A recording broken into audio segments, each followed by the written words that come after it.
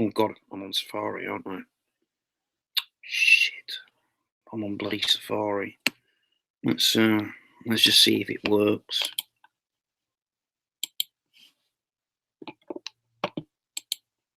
Sorry about that. Yes, hopefully you can hear me okay. Normally I'd be on Google Chrome, which is the better search engine for these. I don't know why, but it does seem to do it better. Safari is a specific Apple search engine, so we'll just see how it is. See if you can hear me. Hopefully you'll be and us when we come on.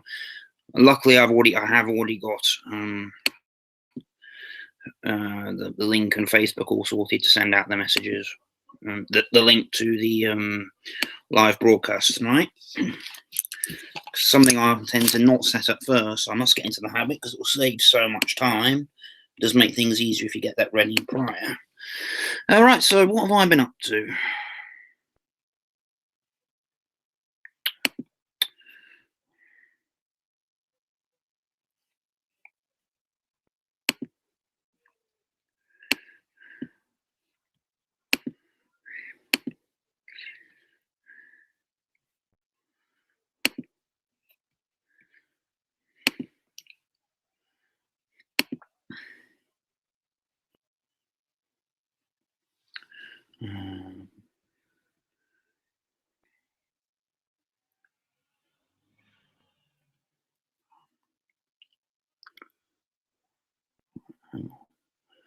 Like that.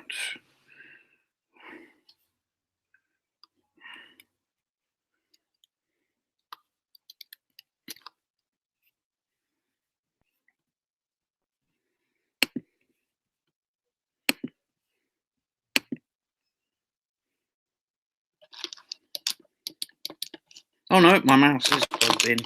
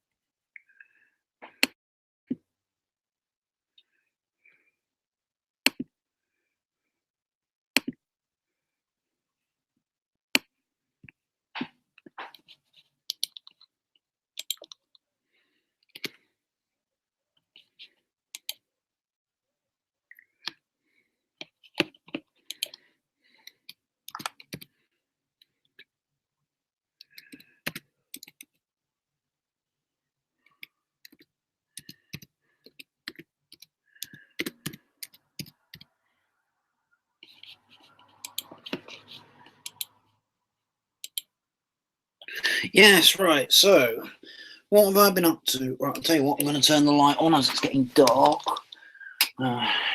Yes, it's getting dark, so that's better. Yeah, I'm going to turn on. Yeah. So, right. What have I been up to? Well, to be honest, now that TF Nation's getting closer, I haven't done any official TF Nation videos. I want to try and do at least one of my own. I only did about one last year, actually, but the year before was my first time I attended the convention, and I did crap loads of them because I was so excited about it. But yeah, so I'm just looking forward to that. It's getting very hot. Of course, we're now in almost past midsummer, so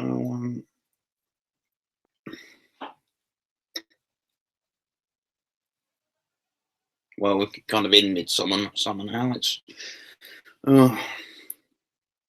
It is so hot.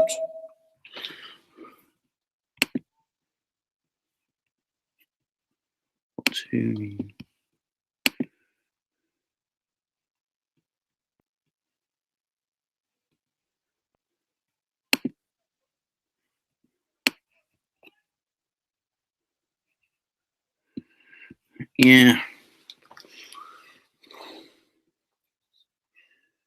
Right. So yeah, I mean, so since I got back from Poland a few weeks ago, it has been I've been back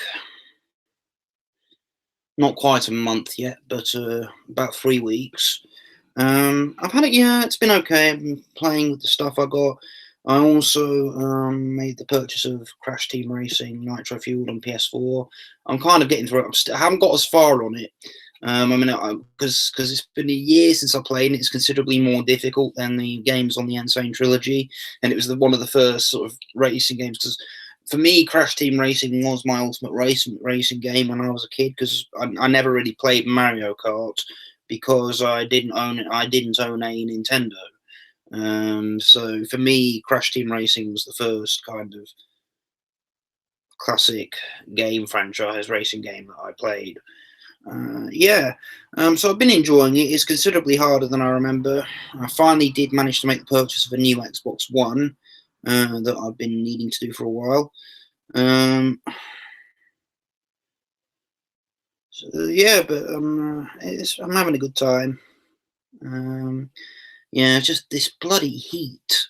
Oh, I really don't cope very well in it, but hopefully, it's getting to mid-August when we get to TF Nation, so the worst of the heat will be through. Hopefully by then.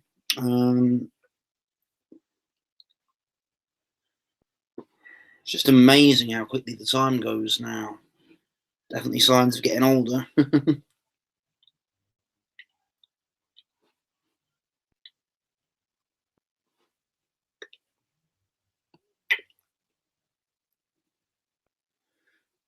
Yeah. As I say, I've slowed down on purchases. Well, the other day I did make the purchase of Lego Lord of the Rings for 3DS because I've still got my DS, my Nintendo DS, which I mainly use for the old Lego games. I've got, I think, nearly every big Lego game now in the mixture of all my consoles. Yeah. So I think now the only one I need to officially complete my collection is Lego Indiana Jones 2. I think there might be one other Lego Ninjago one, just standard DS one that I've not got. So yeah, I'll be poking my head into CEX and oh yeah, I've had some. We found out that my local HMV store in Leicester is closing down. It's a shame, but we knew it was eventually going to happen because they just can't compete with the online market these days. High Street just cannot compete with it. So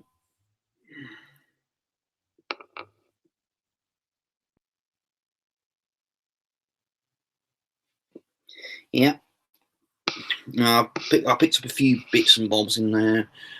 I picked up 2 Disney Blu-rays that I still don't have in my collection. I've got Meet the Robinsons and The Wild. So I nearly got them all, both the old and the new. So I've got pretty much all the classics now.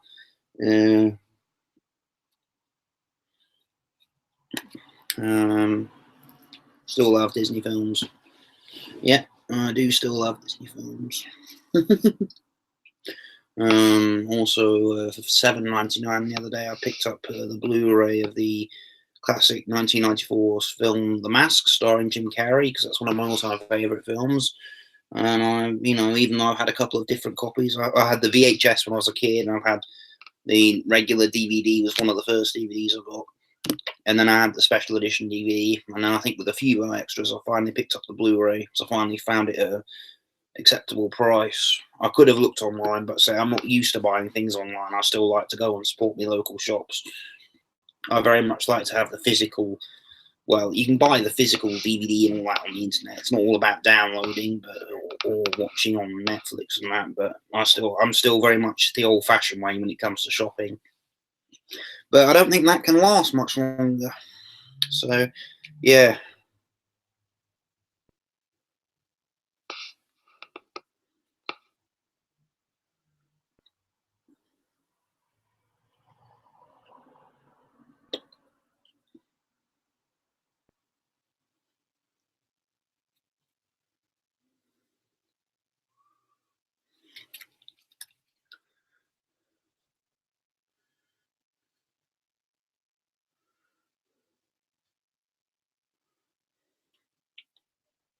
Yeah.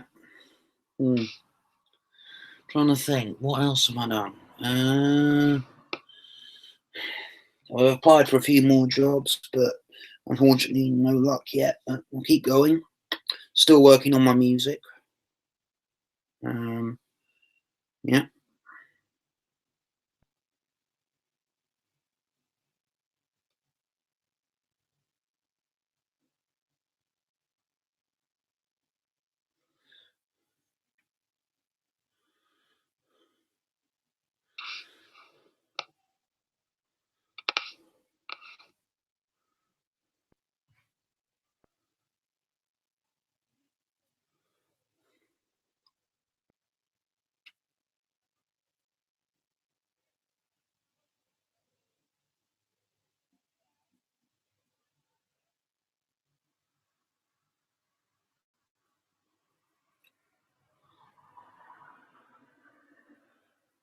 I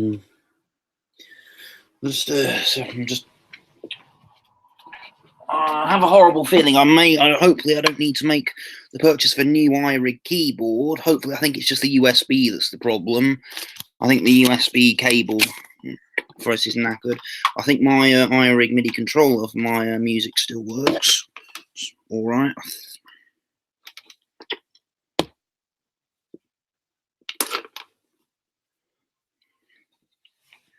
Yeah. So.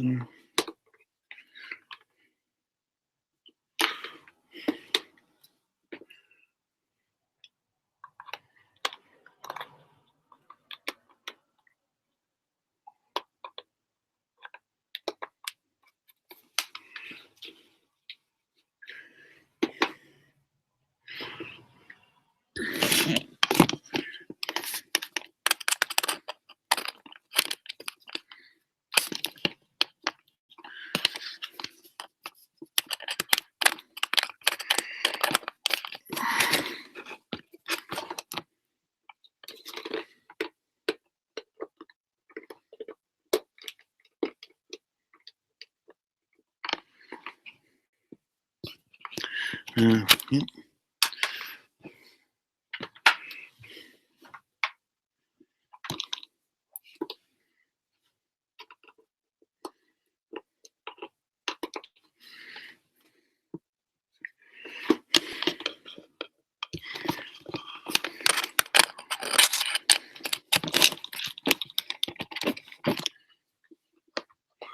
So yeah, my iRig MIDI controller is still okay, which is a good thing. It doesn't seem to be able to do quite as much on the keyboard as the keyboard does, but I manage with it. If worse comes to worse, and I do have to make the new purchase of a new keyboard.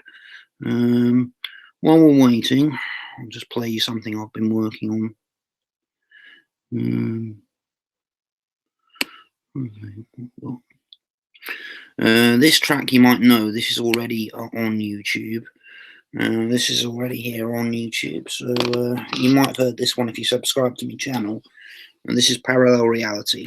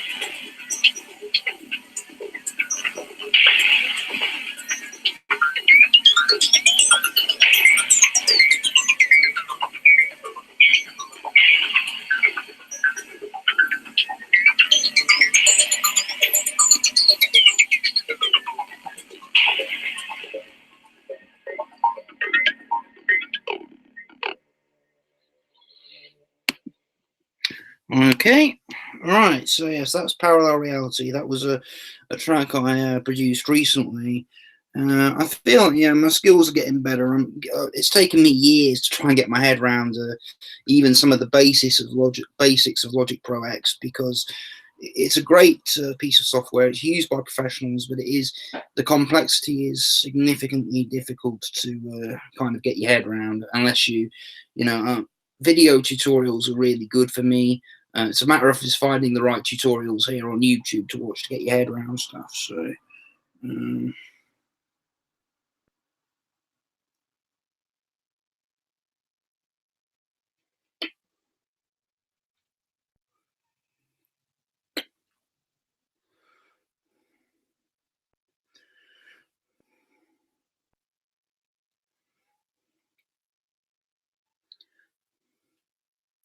yeah.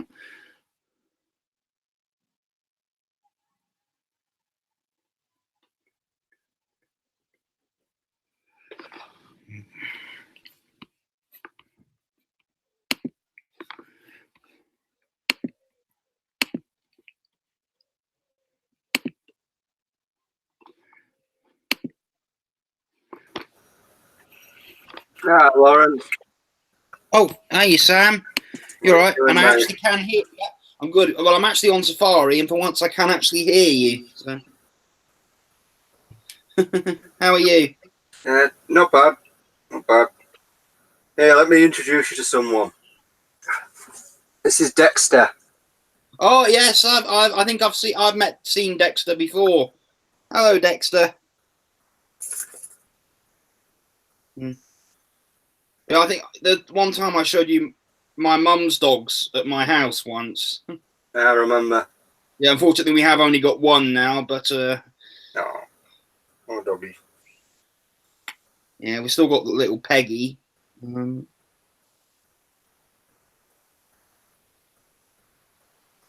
So what you been up to, mate? Not much. Still working on bits of music. Still looking for work. Same old. How are you doing? Not bad. Can't complain. You still at Primark?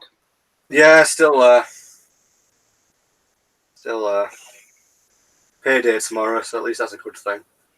Yeah. Have you booked your coach for TF Nation yet? No, I'm actually going to do that tomorrow. Once I get paid, I'll do it tomorrow. Yeah, I'll probably need to do mine. I should probably do mine sometime either next week or the week after, when I next get paid.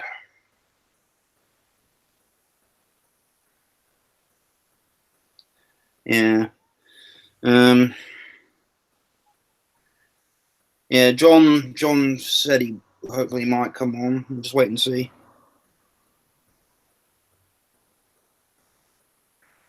Not long to go though, mate. About 6 weeks. Yeah, that's quite right. Time sure flies. It does, yeah, and I can't believe that this is going to be my third time. It doesn't seem 2 minutes since 2 years ago. I know. It's amazing how quick it flies by. I didn't think it bloody hell, it's my ninth year going. Oh, your ninth year. So you plan to do next year to make it a full 10-year run? Yeah, I do. I want to do next year. I know Tony's thinking. This is officially since the first auto assembly. This is the 10th Transformers convention here, isn't it? The 10th big one. Because I think Tony said he wants to try and get everyone who went the very first one. He wants to get them back all this year for kind of an anniversary.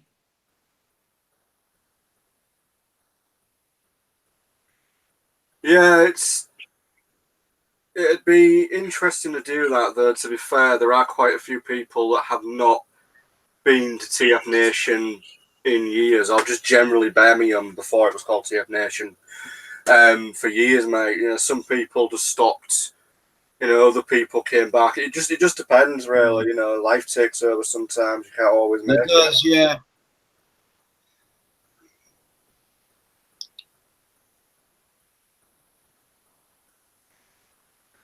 Part of the big problem of reality. Yeah, it is. It is. I've managed to save up as I normally would this year, but it's been considerably a bit more difficult just due to circumstances. But hope it'll be all right. Yeah, you got the message I sent you asking if John can bunk with us for the Thursday night. That's fine with me, mate. Yeah, no worries. As long, I mean, he might have to sleep on the sofa in the hotel, though. In the room, mightn't he? Because I think there'll only be 2 beds. It probably will be.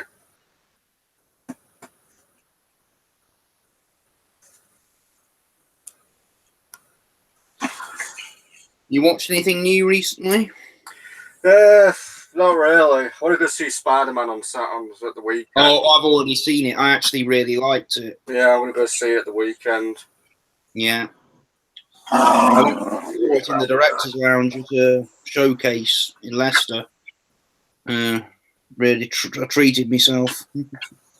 On Friday.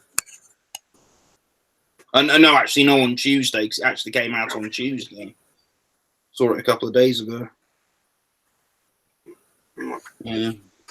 Been going to the cinema a lot more recently in the past couple of months. Well, not like there's a lot to do, really, you know. No, there's been a lot coming out, you see, that I want to see. So there've been more films coming out at the same time, generally, that I'd like to see. So I've been going a lot more. Yeah, same here. The next must-see is The Lion King. Yeah, that's 22nd of this month, so not long to go. 20 days. Because that will be really nostalgic for me, going to watch it. Be 2 weeks on Monday. Yeah, I want to go see that myself. Definitely.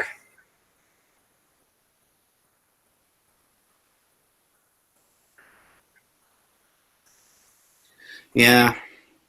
You still not seen Aladdin yet? No, I'm not that interested, to be honest. It just doesn't tickle my fancy. I'm just not really that interested. I enjoyed it. I mean, I'm glad I saw it. I mean, I definitely enjoyed it. I mean, do you think you might wait for the DVD or Blu-ray? I might do. I mean, it's just one of those films that the original, I think, is just superior, and Robin Williams will always be the genie for me. So I'm not really that interested in a new one. I think some of the live-action remakes that are in the works. I know Mulan's coming, and I've technically there's already been a live-action Mulan, just it wasn't by Disney. Yeah, I've heard possibly The Hunchback of Notre Dame's in works. Yeah, I've heard about that.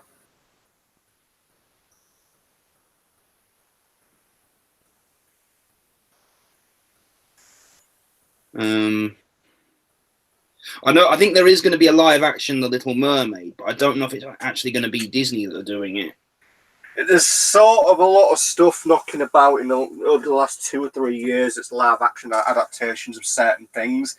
There's a live action adaptation of Sleeping Beauty. There's technically a horror film that was done probably about 2 or 3 years ago. Yeah, and there's already been two live action Jungle Books. Yeah, and aren't they the both live actions? They're actually apparently made by Disney, but the older one wasn't very successful. So I was watching something about it the other night, and there's also that film called Mowgli.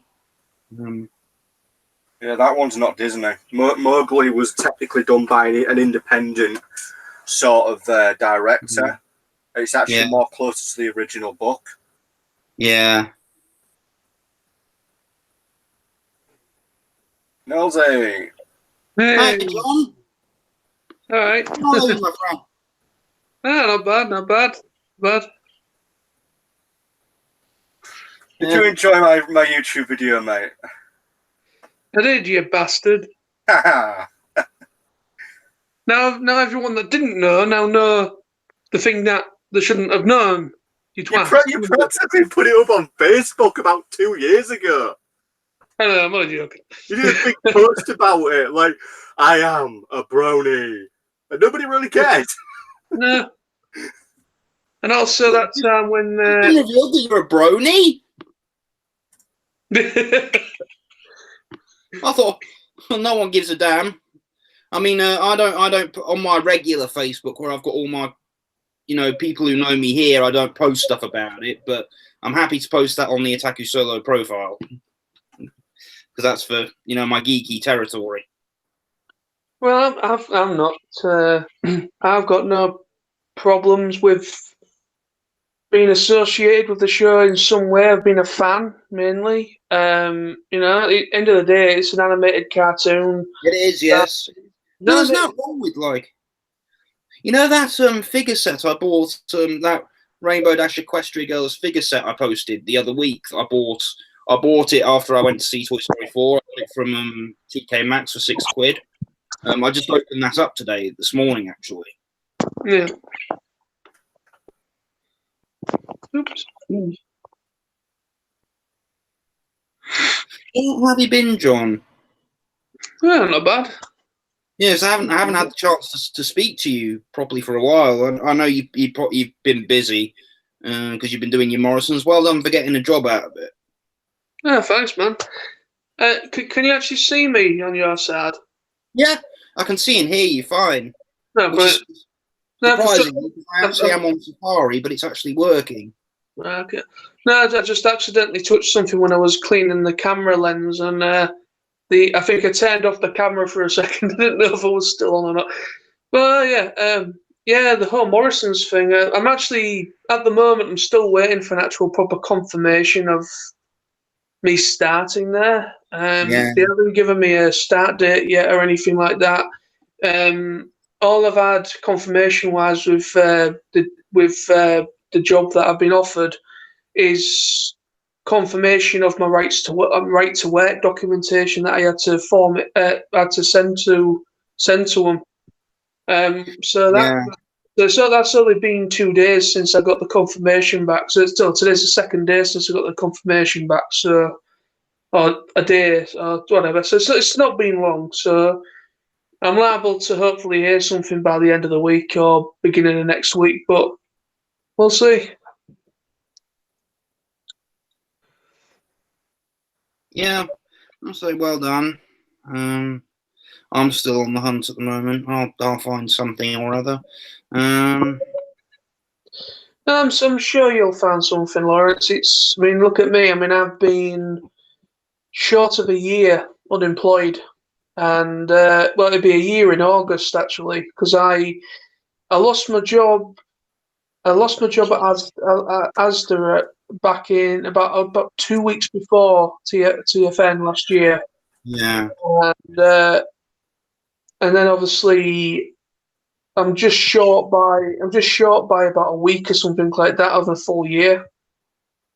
Yeah, well, I say that must have been really hard for you, having been in the work routine and the structure of the work environment for so long, and then to suddenly lose your job. That must be very difficult, and have to get used to being unemployed. Well, it was just the circumstances of why I lost my job as well, and obviously on top of my mum passing away the year previously to that. As well, so it was just a bit of a piss take of a thing, really, and it was just over a customer that felt the right to complain because they had the right to complain about a complete and utter BS. That's all I'm going to say. Yeah. In case there's anyone watching, but yeah, I'm just glad that I can finally, hopefully, once I get confirmation of me starting at this new place, I'm kind of happy that I can sweep Asda under the mud, so to speak, and just get rid of it and just move on, hopefully. Yeah, that's the main thing. That's the best thing to do. A fresh start, new experience, new environment, new opportunity. Yeah. So, is everyone incredibly excited for TFN? Because I know I am. Yes, I didn't know I am. What the big announcement is, because from what I've gathered, it's possibly some big voice actor they've managed to get. I I am beyond confused by it. Is this actually this year, or could this be for something Well, to come? if anybody's looked on the TF Nation website recently, they've changed it. You've now got like a header that's got all the guests on it, and then on like the far left corner of this picture, there's like an empty space, as if it's hinting that there's one more guest to be announced. I think there's more than meets the eye. Get it? Yeah, more than meets the eye. Yeah, I think there's more than meets the eye to that whole possible guest thing. They're alluding to the fact that it's not what you may seem it is. I'm assuming, I could be completely wrong. I think it could be more than one, but they're coming as a duo or treble or a trio. Who do you think it could be? I don't know who it could be. I've got my suspicions that could it be one or two people coming together, hence why they're going to announce them over one announcement, or is it going to be one really big guest announcement, but it's maybe not what we assume it is? I mean, me and Tony and a few other people are assuming it's a voice actor. It might not be a voice actor. It might be someone that either worked on the movies. It could be somebody that's a voice director that's really well known. It could be anybody that's worked on the show, on Transformers and stuff. But the only connection we've got, and I've been given, because I got a video response for a certain Mr. Dave Kellogg-Pram, the Master of Ceremonies at TF Nation. I got a video response from him due to my vlog that I did about 3 or 4 days ago now, asking who the hell have they just got? Is it going to be for this year or next year? And then Dave responded to me with a 23 or 25 second video, and he's basically going, like this. And then he pops up in the bottom left corner, Cerebrus, basically the headmaster of Fort Max. And then in the title says, "We'll solve a mystery or rewrite history," and those are lyrics from. Anyone guess what the lyrics that's from? Oh, bloody hell! I know. Yeah, we solve a I mystery. solve a mystery, rewrite history. DuckTales. DuckTales. DuckTales. Yeah. So apparently, whomever this person is has a connection to possible Fort Max, Cerebrus. Cerebrus is obviously the headmaster of Fort Max. So there's a connection between Transformers, possible Fort Max, and DuckTales. There's one massive strong lead, which is very, very, very, very, very, very, very. I'll be very, very surprised if it's this guy. Tony came up with the idea that he thinks it could be Corey Burton. With the reason being, Corey Burton works on both the original DuckTales and the new DuckTales, and he also voices Spike, the human character in G1, who is a connection to Cerebrus and Fort Max. Is Spike? I think Spike's supposed to be. Is it Spike's supposed to be like Sam in the movies? He's meant to be his uncle, isn't he? Well, he's a Witwicky. Yeah, his surname's Witwicky, but the thing is, I don't know. You can't really go by Michael Bay's logic with those. I still need to watch Bumblebee. I must watch it before I come. Yeah, I haven't had a chance to sit down and watch it. Oh, I must watch it before I go. So. That is fantastic. I mean, I want to kind of see if I can brush myself up again and kind of watch a bit of Transformers before I go. I've got G1, I've got animated on DVD, I've got all of Takara, Master Force, Headmaster, and Victory. I've got the 4 or 5 episode starter where Cliffjumper dies in Prime. I need to get the rest of Prime. Yeah, I got a few animated DVDs. I think including the sort of few episodes combined into a sort of film for the opening. I've not had a chance to sit and watch them, but I got them really cheap for like £2 each at TF Nation last year because they had their DVDs. And also, I think I got the full series of Transformers Armada which I love because it's around me. Hopefully there'll be a few more, might be some DVDs this year. Yeah, I mean, to be honest, with this whole new guest announcement, it is incredibly confusing because I've had a bit of back and forth with the guys at TF Nation on Twitter. Me and Tony have been kind of pleading with them to let us both know, not let anyone else know, just let us both know. No, well, they can't. They probably can't trust you to keep a secret. No, probably not. As soon as I find out about it, I'll be like, then after we tell Lawrence, and then before we know it, all the world knows. Yeah. And we'd be stood before Billy being judged. Yeah. Billy, before you do anything, it was all Knowlsy's fault, so punish him. Yeah. All right, I'm going to have to nip off quickly a second, guys, and I'll rejoin you in a minute, all right? All right.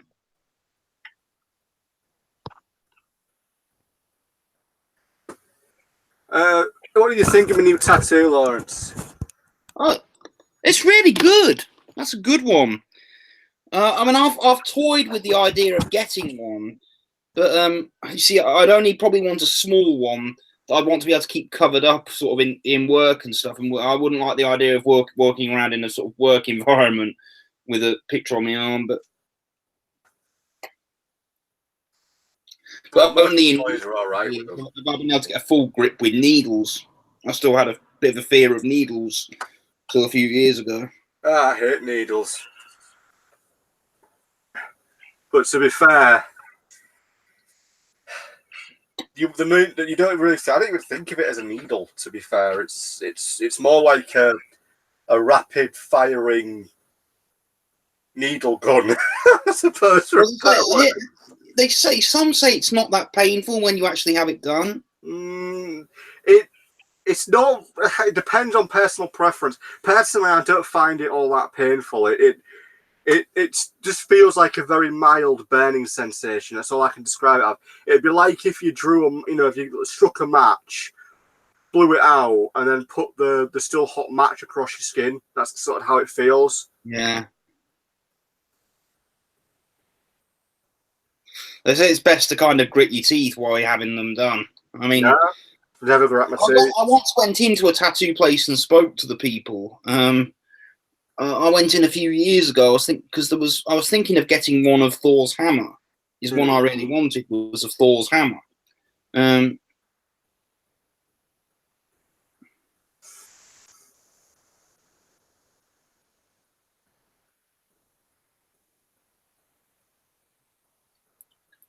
Yeah.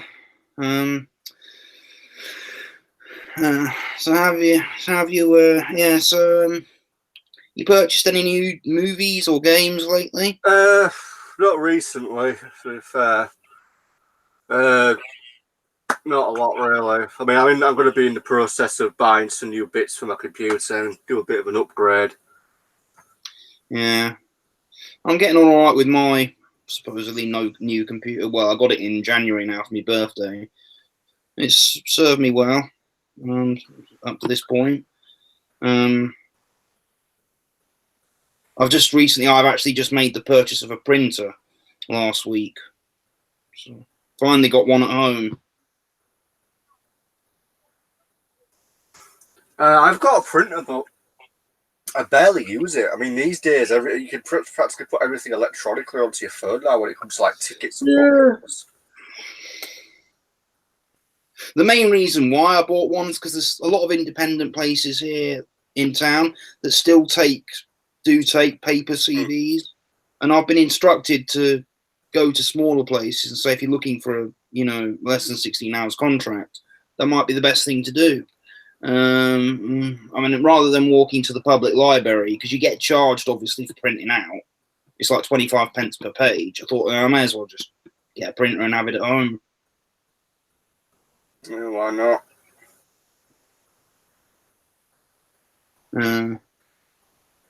Printer was a good price, but I had to buy a full ink cartridge to go with it, and to buy a stack of paper as well.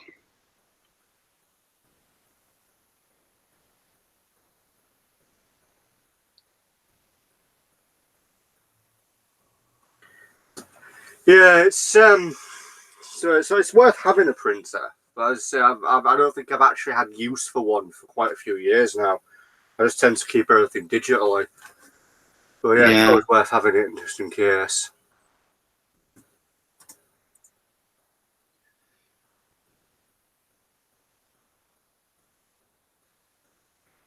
It is, yeah.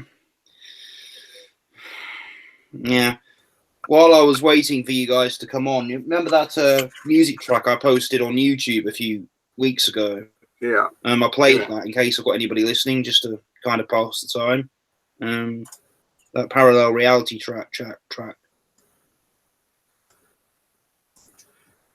Yeah, I remember that. I mean, your music's coming on pretty good. I mean, I like what you're doing with it. Yeah.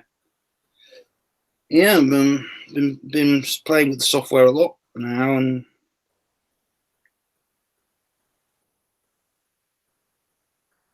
Hey, what's your future plans for it? just to keep going, really, to be honest, just to keep going and see if I can get something out of it. I get pleasure out of doing it anyway, and I get support from people, so I mean, I put that track onto several social networks and also on SoundCloud.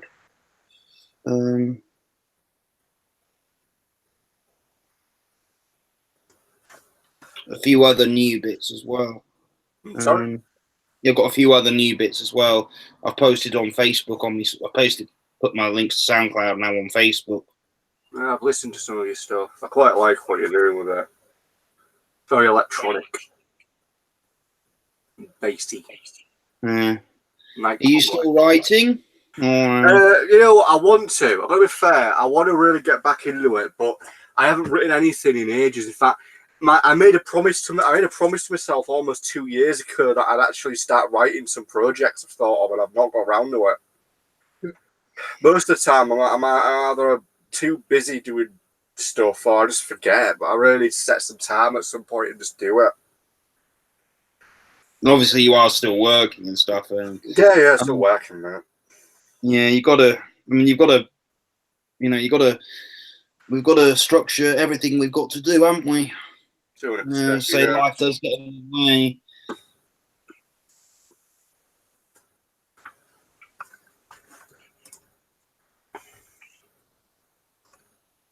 I've already got ideas for my next tattoo. My next one is going to be it's going to be pony related, definitely. You get a Luna? Oh yeah, getting a Luna. Because I've got my 2 dragons. I might probably get more dragons if I wanted to, but I do. When we go to PonyCon, one thing I definitely want to try and look out for is a sort of Luna figurine. No, I'm sure there'll be loads there. I mean, I don't know quite a lot about the overall plans, sellers yet. Might as well have a look. Actually, have they got updated anything yet about? Because obviously they do have a lot of stuff there. I mean, last year they had a lot of independent sort of artists that went, and a lot of independent sellers. So obviously there will be stuff available there. Hey, John. Anything on the stalls yet? Again.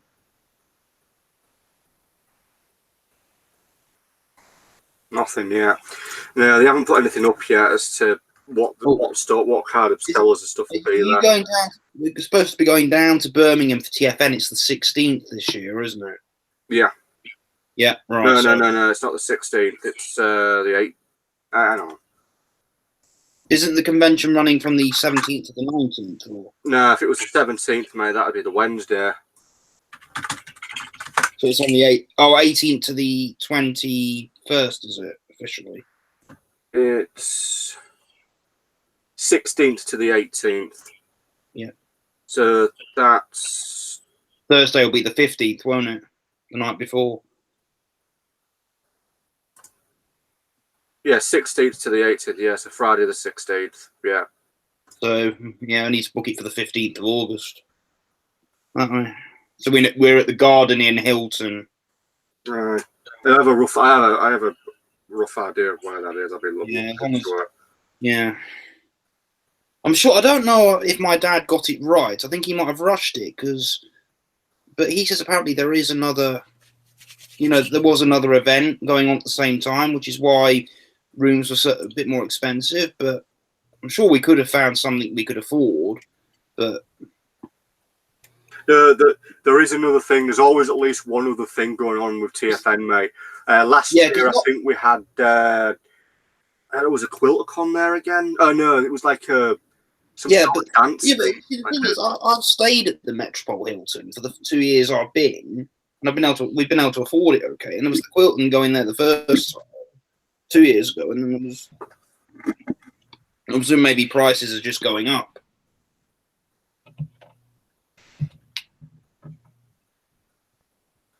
Yeah, well, it is the Hilton, sort of the overall issue. I need to check something here as well. Well, I just want to double check the holiday booking actually for TF Nation. So, how are you all doing? We're okay. Yeah. Sam sent me the message, John. Say you're gonna be rooming with us for the Thursday night, and that's fine. Yeah. If that's all right. We're not at the Metropole, don't you? We're at the Garden Inn Hilton, sort of down from it. No, that's not a problem really. It's only just temporarily for one night, or yeah. It's just, I mean, if it's all right with you, so I don't want to put you out because I don't know what the layout's like. I don't know if I'll be able to sneak in without being seen. That's the only thing. I know doing that. My dad's done that with me several times. He's booked a hotel for himself, and I've gone to visit him when he's come over, and he normally books a double room for himself, and tends to like if he offers me to come over for a night to stay with him, he'll when the room service people come up or the maids and that, he'll say, "Right, get to the bathroom." Yeah. I mean, if it's all right with you and Sam, if it's all right, it's only going to be. No problem with it. I was kind of thinking, it's just the thing is, obviously there will be a sofa. I'm certain there's only 2 beds. You might. Don't worry about me when it comes to sleeping. I'll be very happy with just sleeping on the floor. I've done it before. We have something to sleep on though. You don't want to sleep just on the floor, do you? No, I'll be fine. I mean, the only thing is I didn't realise that the people that I'm sharing with from Friday onwards, I didn't realise they wasn't getting there until the Friday. And the reason why it came to me to ask the question as when are you getting to TFN was because somebody dropped out of our room last week. Somebody dropped out, and Chris frantically was trying to find a replacement for that person. Luckily, that's been rectified now, and we're back to 4 people in that room now from Friday onwards. But something in the back of my mind, I was like, just a minute. He said Friday through to Monday. Does that mean it was that person who dropped out was only going there Friday through to Monday? So I text, I think yesterday or 2 days ago, I texted him asking, when are you getting there to TFN? And he come back to me saying, he's it's going to be Friday through to Monday. I'm like, damn, I'm getting there Thursday. I'm going to have no room. I could have asked Nick and Tony, but to put me up just for one night in their room. But the problem is, I've got to really watch my cash this year. I mean, I don't mind paying you and Lawrence a little something for the night. I don't mind doing that at all. But from past experiences, I know that if I was to share with Lawrence, if I was to share with Nick and Tony, I'm liable to be asked like a full rate for one night, and I can't really afford to do that on top of what I already owe Chris for Friday through to Monday. Yeah, but what does the hotel look like? Does anyone have a picture? I know what it looks like, mate. Yeah, I've looked it up. It literally. Give me a sec. Because I just want to have a look. I think it's considerably smaller. Yeah. Well, I just want to know if there's a possibility that I could maybe get in there without being noticed with my bags. That's all. Yeah, I know. Because I mean, they might not really bat an eye, but the problem is with it being a smaller one. I've been at a smaller Holiday Inn and Premier Inns in the past, and as soon as you walk through the door, literally the reception's just there. But well, no, I don't think it'll be like that, mate. I mean, I'm going to put a link up here of Google Maps with basically showing you where it is. Because what we'd have to do is, well, depending if Tony, you say, because he might not get the coach on the way up this year. Well, he say he might be coming up in a car with other people. What we'd have to do is we'd have to get to, when we get to the Birmingham coach station, we'd have to we'd have to probably bundle into a taxi to go to our hotel. So what we'll do, mate, because that is cheaper. If what would be cheaper to do is if we just go from the coach station to the train station, which is literally just up the street. Yeah, and we get a train literally from there to the airport, which is going to cost you. From central Birmingham to the. If you get a taxi, it'll be like 20 quid. Oh God, no! You know, if we get a train, it's £4 for a single. It's like a 5-minute train ride to the NEC airport, and our hotel is literally there. Basically, from what I've worked out, our hotel is basically if say you've got like you've got the Hilton there, because the pencils the Hilton where TF Nation is. Our hotel's like basically there, so we're kind of next to it with the NEC in the middle. So we'd have to walk through the NEC just to get there. So we're talking like a 10-15 minute walk.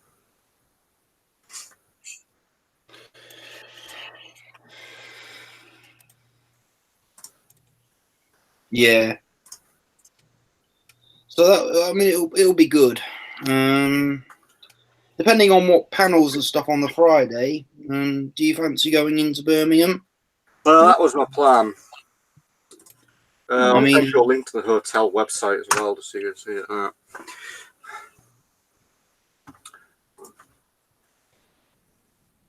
Oh, have you guys still got your HMV store in Hull? Yeah, it's still there. Yeah, Leicester's is closing down. Yeah, some of them, unfortunately, they haven't managed to save all of them. We knew it was eventually going to happen, but they've now got the clearance sale on. I think they're going to make one last attempt to get a move to another place, but they'll be out by the middle of August. It'll be closed if they can't, and they probably won't be able to be honest. It's a shame, but it was inevitably going to happen. It's not a bad-looking hotel, actually, the one you've got, really, looking at it here, if it's the one that's I'm looking at.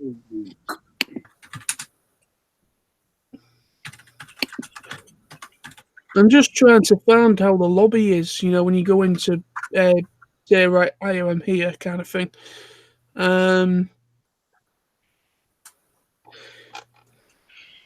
We'll soon find out when I'm there. If there's a problem, I don't think there will be. I mean, at least this one has a proper beer garden. So, you and I, Sam, at some point we can go and have a beer, evening or night time when we have to pop back.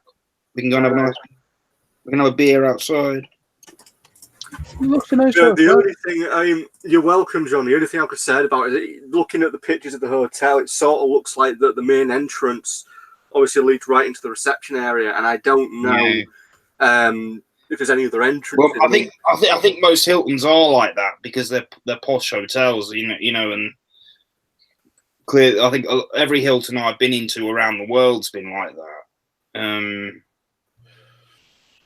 Well, yeah, the reception's basically just the entrance goes straight to the main lobby. Yeah. Well, we'll see how it goes. I mean, if it is a problem, because I've just had a look, but I can't find a picture of the lobby itself, the reception desk. It only seems to show the restaurant and the bar and the beer garden at the back. It doesn't really show the inside of the hotel lobby. Because if it's a little bit like the Hilton that we stay at, you can literally just go straight to the lifts and no one bats an eyelid. But true. I mean, like I said, technically, one of the things I'm thinking of doing here is if me and Lawrence took your. That's just what I was going to. You just read my mind, Sam. I was thinking exactly the same thing. What? Ideally, yeah, Sam, John. If you just stayed outside for a moment while we checked in, we could take your stuff up when we check in. Yeah, that's an idea. Yeah, if we took your stuff up to the hotel with us, my mind there. As far as the reception are concerned, that's just our stuff. You know, there's no rules on how much stuff you take up to the hotel room with you. Well, I mean, how if someone's like, wow, you know, you've got a lot of luggage, like you got like an extra luggage thing, you just be like, well, yeah, I'm off to a convention at the weekend. I'm going to buy a lot of stuff, so that's for my stuff. You know, realistically, after that, give it say 10 minutes, 5-10 minutes. You just walk in. And if you just walk in, they're not going to know. Oh, they're just going to assume you're somebody staying there. You know, you just walk in, head to the lift. Because people walk in and out of hotels all the time. Yeah, they do. And then you just go straight. All you have to do is go straight up to the lift, and we'll see how it works first. We'll see how it works first, because the thing is, it depends of how you access the lifts. Because sometimes some hotels you need like a special key or something to access the lift if you actually stay in there or not. True, but I mean the Hilton where the TF Nation is doesn't have them. I know, no, ours doesn't because it's a different kind of class. But sometimes budget ones, like look at the Abyss in town where we are, Sam, the one where Lizzie stays. I'm pretty sure. Well, you need a pass in order to get into the hotel anywhere, even if you want to just kind of sit in the lobby area. But I think I don't know if you need like a little card thing to kind of access the lift as well. So you've got to actually physically be with somebody in order to gain access to the lift that has a key. I mean, the only other thing that sort of concerns me is, you see, with the Hilton, it's set with the Hilton where TF Nation's on. Let's not beat around the bush here, guys. They probably know that there are people staying there who aren't, you know, booked in. They probably know that people are allowing people to stay there in their rooms without being officially guests at the hotel. I mean, I know that TF Nation, a lot of the organisers do say to people, if you're going to do that, make sure that you don't leave any signs, you don't like have a sleeping bag laying on the floor or anything like that. But let's be honest, the hotel probably know it goes on, and they probably just turn a blind eye to it, because the more people that are there joining. I mean, that's what I think. I mean, because not a lot of people who actually go to TF Nation, they only are there sort of for the hotel. That they don't eat. I mean, they have a few drinks at the bar. I mean, not many people eat there because the hotel food's so expensive. Yeah, but I mean, my concern with our hotel, Lawrence, is I don't know exactly, because we don't know the layout of it, so we don't know. Yeah, because it is considerably smaller. Yeah, and we don't know how many entrances it obviously, has. If we come back in the early hours of the morning from the first night at the Metropole, and we're all together, that would be an issue. Going up in the lift, that's one of the things that concerns me, because obviously if we were to get caught, it could affect us as well. Yeah, because the thing is, the last thing we want to do is end up causing problems and getting kicked out of the hotel. But I don't want to sound like I'm a dick here. I'm not saying we're extending the hand to Knowlsy to help him out, but it's just a thing that's bugging me that we just don't know the layout. Because I mean, we know the layout of the main Hilton. We've been there. We know how we could make it work. And as I said, I'm certain my dad's overlooked the price. I'm certain my dad could have.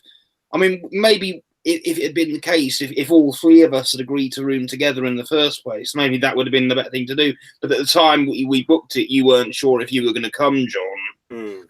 Oh no, I completely understand. I mean, obviously, you and Lawrence kind of knew you were going anyways, but I was a bit up in the air about it originally. But no, I mean, well, we'll see how it goes. Yeah. And let me know in have a think about it for a good a good week or so, Sam and Lawrence. Have a good think about it, and if you generally think it's going to be a problem for you, I don't mind putting feelers out and seeing if I can share with someone at the one I'm at, Because it would be a little easier with being at the same hotel, so that I know where I can find Chris on Friday morning. Yeah, I mean, Honestly, I appreciate you even extending and at least acknowledging the fact, and I need a room for at least one night, but I can't afford to just on a whim pay for like a one person room just on a fly. I won't be able to afford to do that on my own. So the only thing is to kind of bunk with somebody so that I can get. I don't mind giving you and Lawrence a little something to split between you. I don't mind doing that at all. And the thing is, the room that I've got booked is only a double bed. Well, that's fine. Honestly, I don't mind not sleeping in a bed around. I mean, it's only going to be for one night, and by the time we get back to the hotel anyway, it's going to be 2, maybe 3 in the morning anyway. I mean, realistically, from a hotel perspective, from a perspective, most hotels, you could have a quote guest in your hotel room. Let's say you're staying there. I don't know, a mate of yours is just in the city and he comes to meet you at the hotel. You could bring your mate up to the hotel room for a chat and a cup of tea or something, and that, maybe for an hour or two, that'll be fine. I mean, you'll probably find most hotels probably might turn a blind eye to it. I mean, like I said, the Hilton, the Metropolitan Hilton, TF Nation, I actually personally do believe they turn a blind eye to it during TF Nation. They will know it goes on. I mean, all the CCTV cameras in them corridors, they'll know it's going on. I'm just, see, the thing is, I keep thinking back now because as I said, there's a risk to it, even though it's only a small one. I mean, the only other thing that concerns me here is with some hotels, if you get back late after a certain time, they tend to be very checky. They might check to see if you have like a room card. And for all we know, they might check all 3 of us. And you could hypothetically say, John, for example, you could say, oh, maybe I don't have it. My mates here have got them, and they might, for all we know, they might double check the hotel room, or they might think, well, if you've lost it, we can get you a new one now. I know it's but the thing is, if you say you've lost it, don't they normally check your records? Yeah, you're officially drawers. But the only reason I'm a bit wary is just because it's largely due to just not knowing enough about the hotel. I would say. I mean, I was going to go and try something here, lads. I don't know if this is going to be worth a try, but you never know until you try.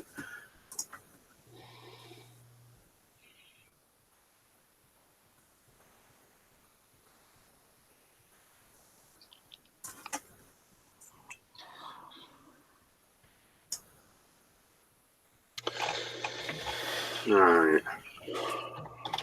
Let's have a quick look here, because we can view good old Google Maps, so I can see what the. I mean, one of the great things about this hotel is going to have a great view of the airport. Right. The only problem is because obviously on Google Maps, legally they wouldn't be able to effectively take pictures of essentially the road to the entrance, so you can't kind of look at it directly. I think I've got the closest. There we go. This is like a basically someone's taking a picture of the one that you're at, Birmingham Central Hotel, Hilton Garden Inn. Is that it? Yeah, that's the one. Yeah. Right. So I've just found a picture of the lobby lounge area. And it seems that there's actually a glass staircase that goes up as well as lifts. So the lobby is literally just through the glass doors. I could literally just go straight up the stairs, and then no one's going to really know and really care, are they? So, like if you like what you and Lawrence were saying a moment ago, if you and Lawrence go in with my bags. And check in because it's both of your room. I'll stay outside out the way, and then I'll come in, and I'll just go straight up the glass staircase. There's literally a glass staircase right in the lobby. Not a glass staircase. It's basically a staircase with glass panels on it. It looks really nice, actually, guys. It looks really, really classy. Looks better than the one we're at, actually. Oh, it's new. It's only been there about 3 years. It's actually really quite nice inside. It's not big enough for a convention, but it's nice.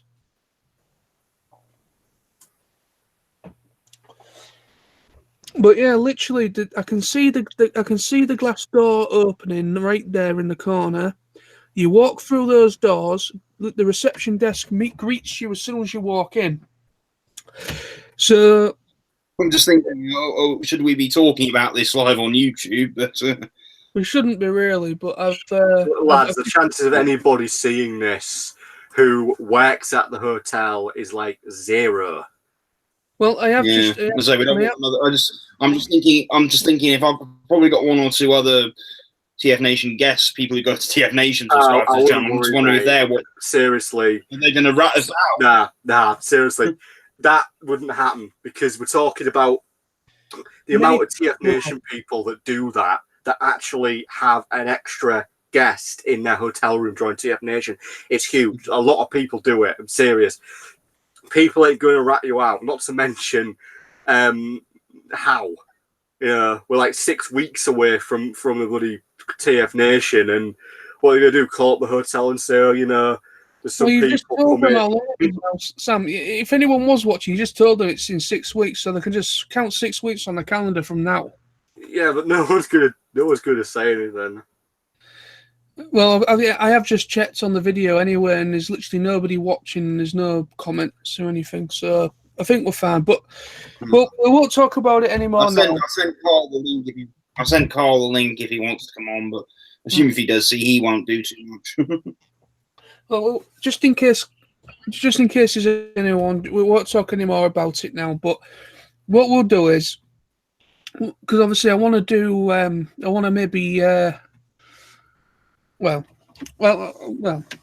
won't say too much more about it now. But I've just had a good look at a picture, anyway, of the layout, and literally as soon as you go through the doors, the lobby, basically the reception desk where you thingy in. You just go through the glass doors and it's right there. And right on your left ear, there's like a staircase that goes upstairs. I don't know where that staircase goes, if it's just to the floor above, or if it's maybe a... I was kind of feeling, when Sam sent me the message, I was kind of feeling the same way you do, just a bit unsure about it, to make sure it would be a potentially safe thing to do on both our parts. Well, have a think about it for this week, okay? Just have a think about it between yourselves. If you both come to the conclusion it's not a good idea, literally let me know and at least give me a good opinion. Sorry? Is Lizzie going to TFN? She is, but she's not going for the full weekend. She's only coming up on the Saturday. She's managed to get a day ticket for Saturday only. Yeah. Oh, I've got the all weekender, so we'll be doing, because they're doing the voice actor, the club thing, aren't they? Which is the which is kind of the big event they've got. Yeah. The thing you've had to pay extra. Yeah. So we'll be going to that together, obviously. But like I say, right, and to you as well, Sam, and to you, Lawrence, right? Have a think about it over this next week. Let me know. Next Thursday or next Friday, okay? Yeah. And that will give me enough time to try and find, if you honestly don't think it's a good idea, then I will literally just go to Facebook and just ask if anyone else could put me up for one night. That's actually the thing is, what concerns me. Well, this is just a concern on my part. If we went through with it and something did go wrong, God, my dad would nuts, because he pays for it. TF Nation is the joint Christmas present I get each year from my dad and his partner. In Lawrence? What? Whose name's the hotel in? I mean, is it in your dad's name directly? Paul. I think I know. Well, I think I know he's paid for it. I think he officially books it in my name. You'd have to find out that information before we go. Definitely.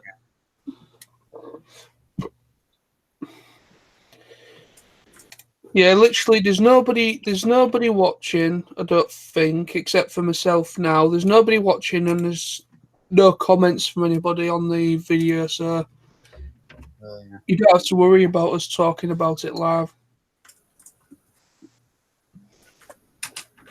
I do get regular comments from someone who does watch me live streams. I don't know who it is, but I don't think he watches them. I assume it's a he. I don't think he watches them as they're live, but I've had conversations with someone who watches them. But well, speaking of TFN, let's come off that whole thing now, because we don't want to, just in case anyone is just watching and we just don't know or not aware of. So, has anybody got anything in particular on the radar toy-wise? Anything that they've heard of the event that's been announced that they're interested in? I want the Gundam Wing box set. Me too. It's like literally. Yeah, I'll see what Nick's got. Obviously, Nick's normally got. So I didn't buy nearly as much in terms of plastic stuff last year as I did the year before. I'm trying to think. I'll try and probably pick up a Megatron or an Optimus Prime. I like to pick up because last year I got the last year I picked up an Optimus Prime. I've got him here somewhere, but I'm not sure where. Got him on here somewhere. I think it was the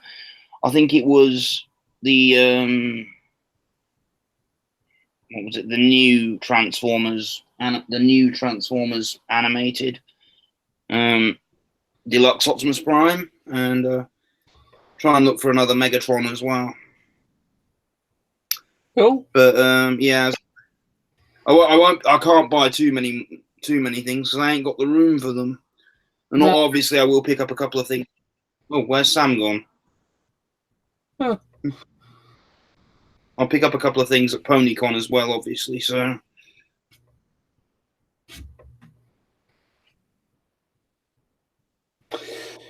Yeah, good.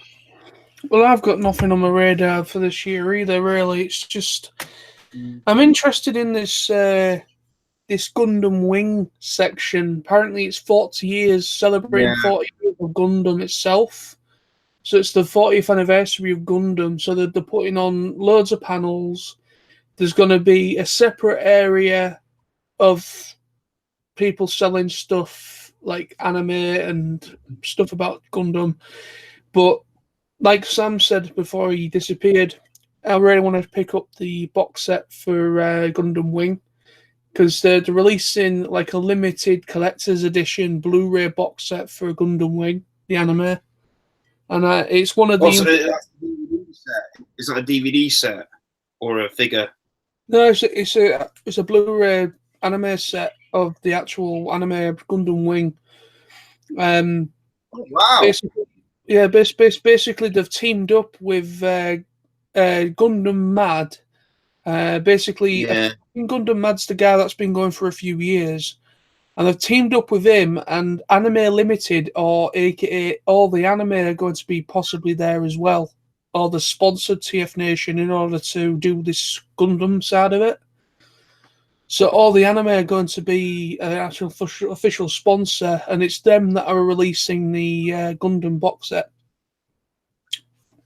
Wow, well, I might pick that up. Well, apparently, I'm glad that there was a guy with some DVDs last year, and I picked up. I got some individuals DVDs really cheap. I mean, considerably, a box set would be fairly expensive, but I wouldn't mind picking that up myself. I mean, to be honest, it's only the full season. It's only the full season of Gundam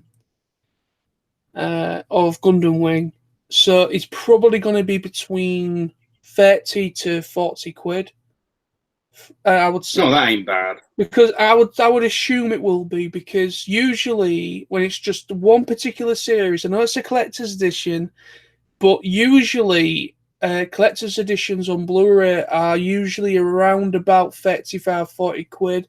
But it depends of how much extra stuff they put in there. So it could be as much as £50, but I would say £50 will probably be as much as that set will be. I would have thought. Well, there could be some other anime for sale there. Then Possibly, because if you read the article that was announced yesterday on it all, it actually states that apparently there's going to be like stalls that are going to be dedicated to Gundam and things relating to Gundam.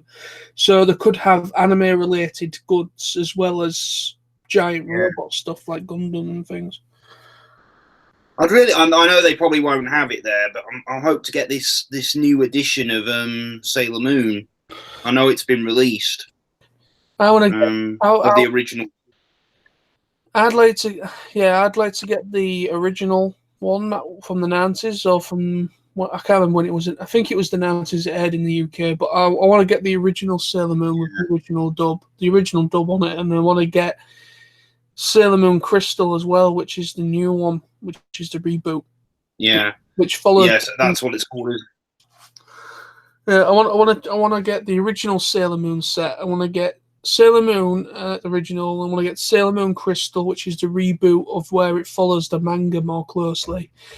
And then there's some OVA or separate series that you can get on DVD as well, but they're very few and far between. You've got Sailor Moon X that follows a different protagonist, a different main character. And then now you've got, I think, Sailor Moon Stars or Star or something like that. Yeah, I've got the original, most of the original on a hard drive. My dad downloaded for me, and I've got Sailor Moon Stars on that as well. I think, what was it, season 3? Because it was season 1 and 2 of Sailor Moon, the original. But season 3, it was still dubbed, but they stopped making original music for the English dub. They still use the Japanese music. That's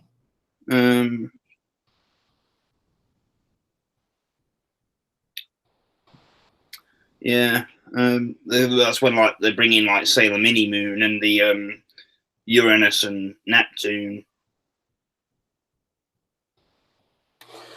Yeah, well, we'll see how it goes when we're there. I mean, all I'm going to say is, if anybody happens to find those box sets, and I would strongly say, if it's possible, pick up. If I'm there and you and Sam aren't there, I will try and pick up 3 copies, or at least keep 3 copies near me, so that, and I will ring you, and I will probably ring you and Sam and say, right, you want this box set? You better come now. I've managed to purchase 3. Yeah, I know you're not really supposed to do things like that because they're limited numbers, but that is literally the only way you can probably maximise your chances of getting. I'll tell you what, if you could, maybe purchase them for us and we'll pay you. You know, I wouldn't let you down. Well, we'll see. We'll see how much they are. If it came to that, I don't mind. Well, we'll see. Well, no, I mean, I was just saying to Lawrence, Sam, that when it comes to the Gundam Wing box set, they might be limited them to 1 per person, maybe. There could be. Because I doubt they're good. I'd say they'll be limited, but I doubt they'll have like just 10. They're probably going to have a good few hundred at least. I think because most people who go will probably want one, won't they? Do you think they'll have to queue for it? Like they have to, mate, because not everybody at TFN's a big Gundam fan. Not everyone's. No, but it's another classic. It's another classic franchise, you know, with giant robots, isn't it? The thing, guys, I just want you to be realistic here and just realise there will be a bigger anime following going this year because of one of the voice actors that's going. Because he's well known for playing Vegeta in the Canadian Ocean dub of Dragon Ball Z, and also he is obviously Jetstorm in Beast Machines, but he's also known for playing Ryuk in Death Note. I forgot the guy's goddamn name now. I know who you're talking about. I think is it Brian Summit? Do you remember? Yeah, do you remember not last year, but the year before? Like, you know, they got to get that exclusive comic. We had to like queue to get it, and not everyone got it. But they reissued copies to the people who didn't get the chance. Well, I've kind of got an assumption, and I might be completely wrong with this. They'll have quite a few. They won't just have a limited number of, say, like, well, there's only like 200 copies we've got. I think they will have maybe about a few thousand copies available, right? Possibly. And they won't have much room to stock much else if they got that many, will they? Well, one thing you've got to take into account, a lot of these places, whenever they're selling something like that, they tend to split it. They'll have maybe half on Saturday, half on Sunday. So I doubt they'll sell them all on Saturday. They will probably have some in reserve on Sunday. What they'll do is they'll cap them. They'll sell so many and say, sorry, I'm sold out today, but then they'll probably have a few left for the Sunday, so people have a chance to at least get a copy. I mean, I understand not everyone's going to be an anime fan. Not everyone's an anime fan, and not everyone understands or knows what Gundam is that's going to go to TFN. But this year in particular is going to have a big anime following because of one of the voice actors going this year. Because Death Note is one of the most influential, if not one of the most famous animes and manga series out there that's ever come out of Japan. Yeah. And I wasn't familiar with it as a kid, but since getting more into Transformers, that's kind of how I've come across it. Yeah, Death Note is literally, I'm not just saying this, it is literal fact. It is the most recognizable and one of the most decorated animes to ever come out of Japan. If you don't know what it is, if you've never seen it, you've at least heard of it. That's literally what I was thinking. Death Note. Yeah, I thought for a minute you're talking about Gundam, but no, Bleach and Death Note were the first two mangas. I've been buying manga. I got into manga. I've been into anime for a while, but I got into manga, reading manga in 2009. Yeah, and the early issues of Bleach and Death Note were the ones I started buying. Well, I'm not sure that there were basically the guy that's going. The guy that's going that played Ryuk, he played the Shinigami. Yeah. He played the Shinigami Ryuk out of Death Note. The guy that's going this year, I've forgotten the guy's name. I think it's Brian something. He's going, and he played Ryuk, and he also played obviously Vegeta. So Vegeta is like everyone knows. At least most people know what Dragon Ball Z is. Might not have seen it, but they'll know what it is. Oh God, I know. Yeah, I know what. Yeah, classic. That was on Cartoon Network. Yeah. Well, yeah, that anime was on Cartoon Network, while the ones I really got into were on Fox Kids. Because I grew up with Pokemon, Digimon, Sailor Moon, Medabots. I mean, he's actually a very big voice actor, and also Lawrence, he's an MLP voice actor as well. Who does he voice? He plays Snips. He plays the the two nerdy ponies that go to the CMC school. What season did that come in? They've basically been in there since the beginning of it. Yeah, they're all right. Yeah, I think I remember them. Yes, they have been in it. There are secondary characters, but he plays Snips. He's known for playing Snips. He's not a massive character, but he's known for playing Snips. And Snips is basically the Cutie Mark Crusaders, where the little school that Shirley teaches them at, the little school that Apple Bloom all that go to. Snips, Sweetie Belle, Apple Bloom, Snips is one of their classmates, but he's actually one of the geeky idiot buffoon ones. There's two of them. Is he one of the ones that had like the stage fright in that episode? He can't find his talent.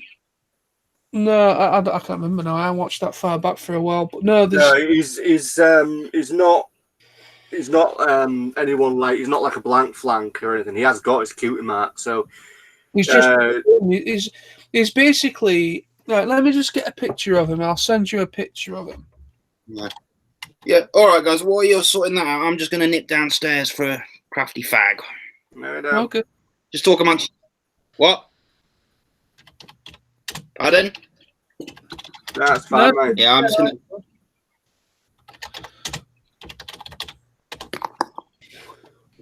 Oh, there we go. Brian Drummond, that's his name. I think I've heard his name. Yeah.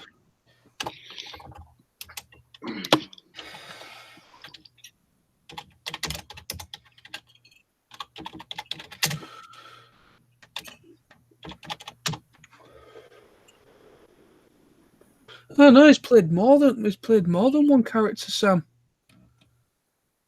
He's played for few actually in MLP.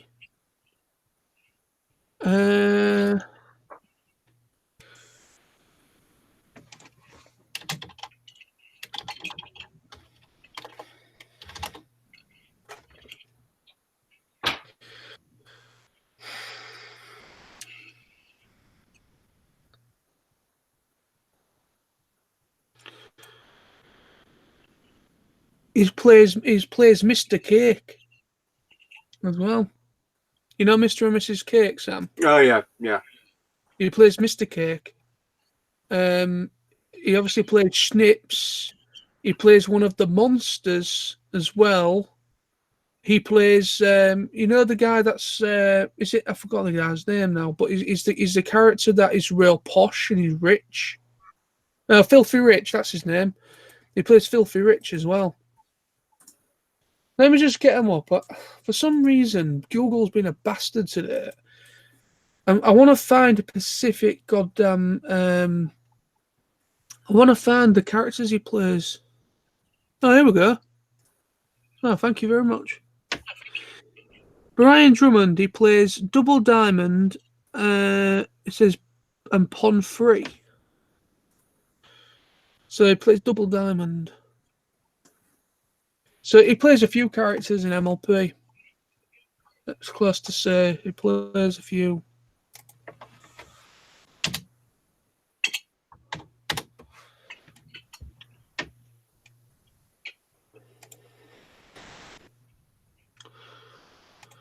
Here we go. I'll find it out through this, I think.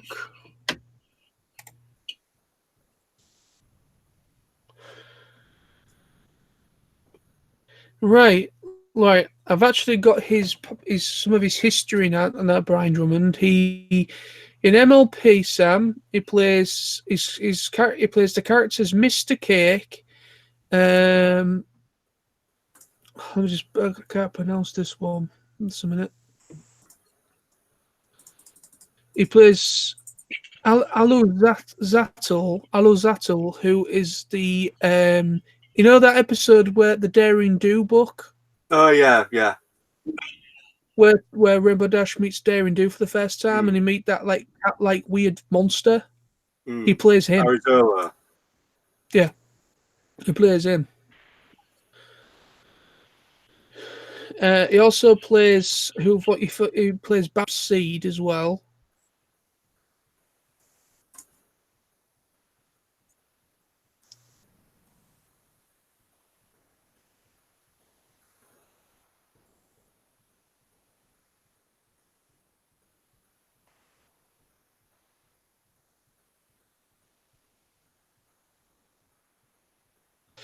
He also, this is interesting, Sam. In previous generations of MLP, Drummond provided the voice of Spike in the Runaway Rainbow.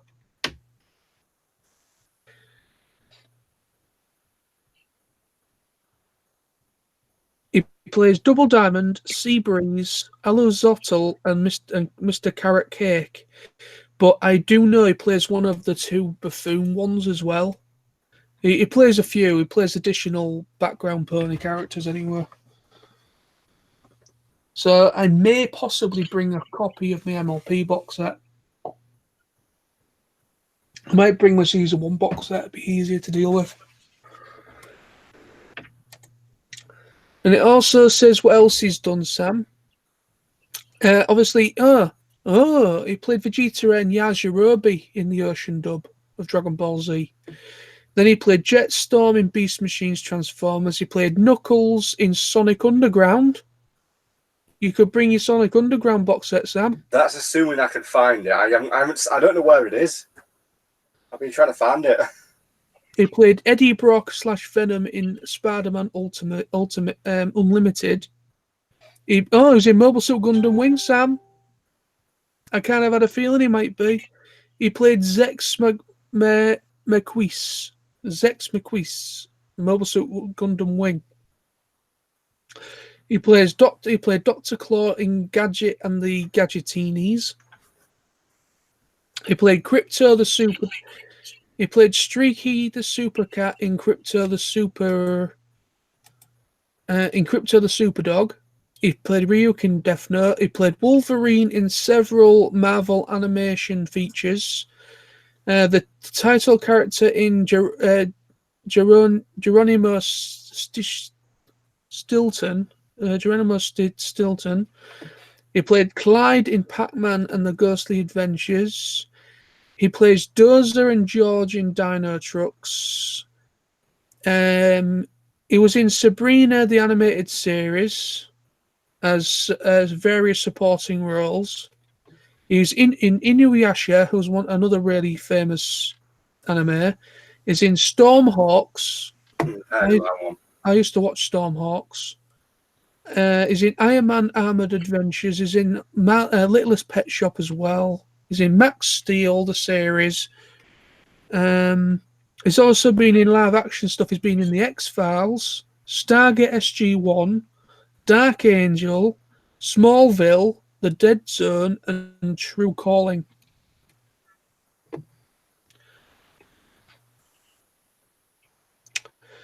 He has done a lot more than what this is stating, I believe. I mean, this doesn't seem quite a lot, but Brian Drummond's been around for a long while. But he was in the English dub of Inuyasha. So he's been Inuyasha. He's in Mobile Suit Gundam Wing as Zex McQueese, and he's in Dragon Ball Z. And he's in Beast Machines, obviously. And he's in Sonic Underground. And he's played Wolverine as well.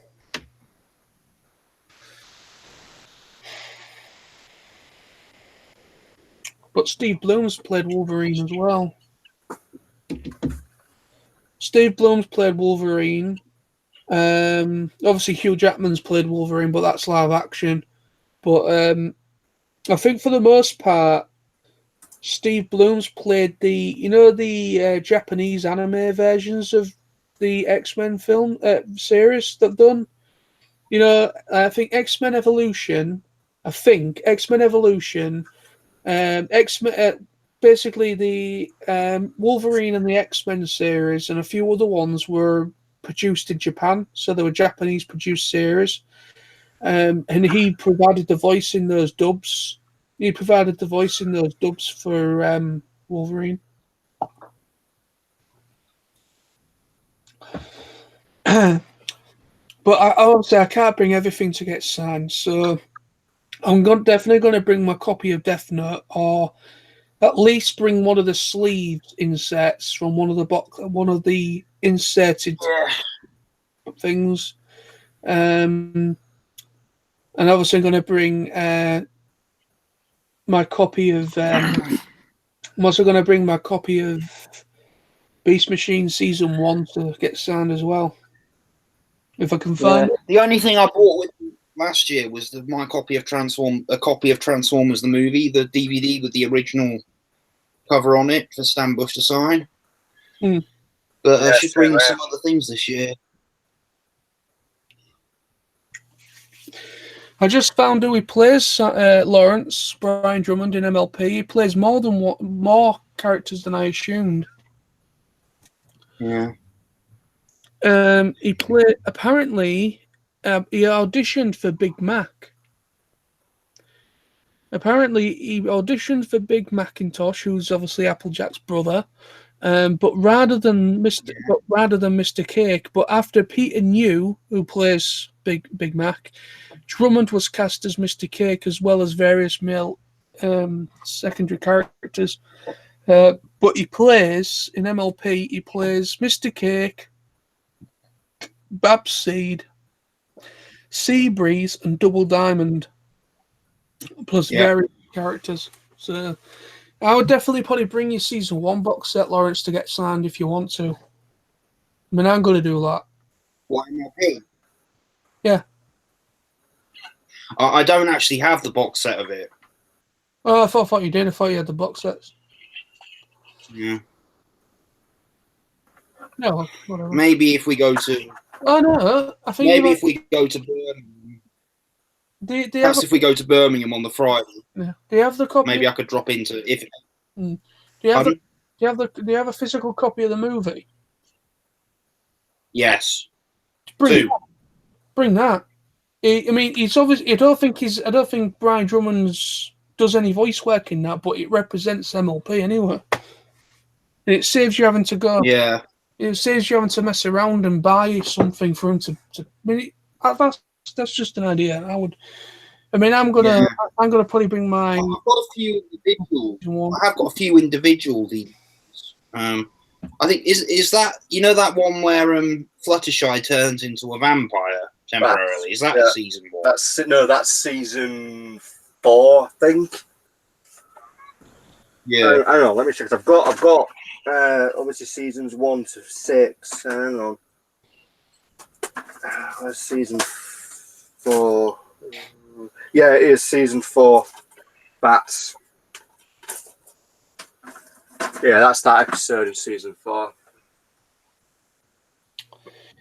I mean, I'm going to be bringing. I think that basically that when it comes to the voice actors that we've got so far, Brian Drummond's the one that I'm excited for. So I'm going to be bringing. I'm going to try and maybe bring something out, maybe a box set for Beast Machines. I'll have to try and find it. Yeah. I'll have to try and find it. I have got Beast Machines on DVD somewhere. So I'm going to bring a season 1 box set of Beast Machines to get signed. I've got Jetstorm. He plays Jetstorm in that. And Jetstorm. Yeah, I found it. Really, I found both. There's only 2 seasons of Beast Machines, aren't there? Yeah. It's only quite a short series. I found the box set of season 1. I found the 2 DVDs of season 2 individually in the charity shop, and all together it only cost me about £6. Oh, not bad. And they were brilliant. Yeah, yeah. I had to order Beast Wars. Well, the thing is, it's actually known as it's basically Beast Machines. Essentially, it consists of 4 seasons because basically you've got Beast Wars itself, and then Beast Machines actually carries on as when they go back to Cybertron and they find out it's been changed, it's been terraformed by Megatron. And it's everything, basically, nothing Cybertronian actually survives. It's now been terraformed, so it's all got to be completely organic. So they have to essentially all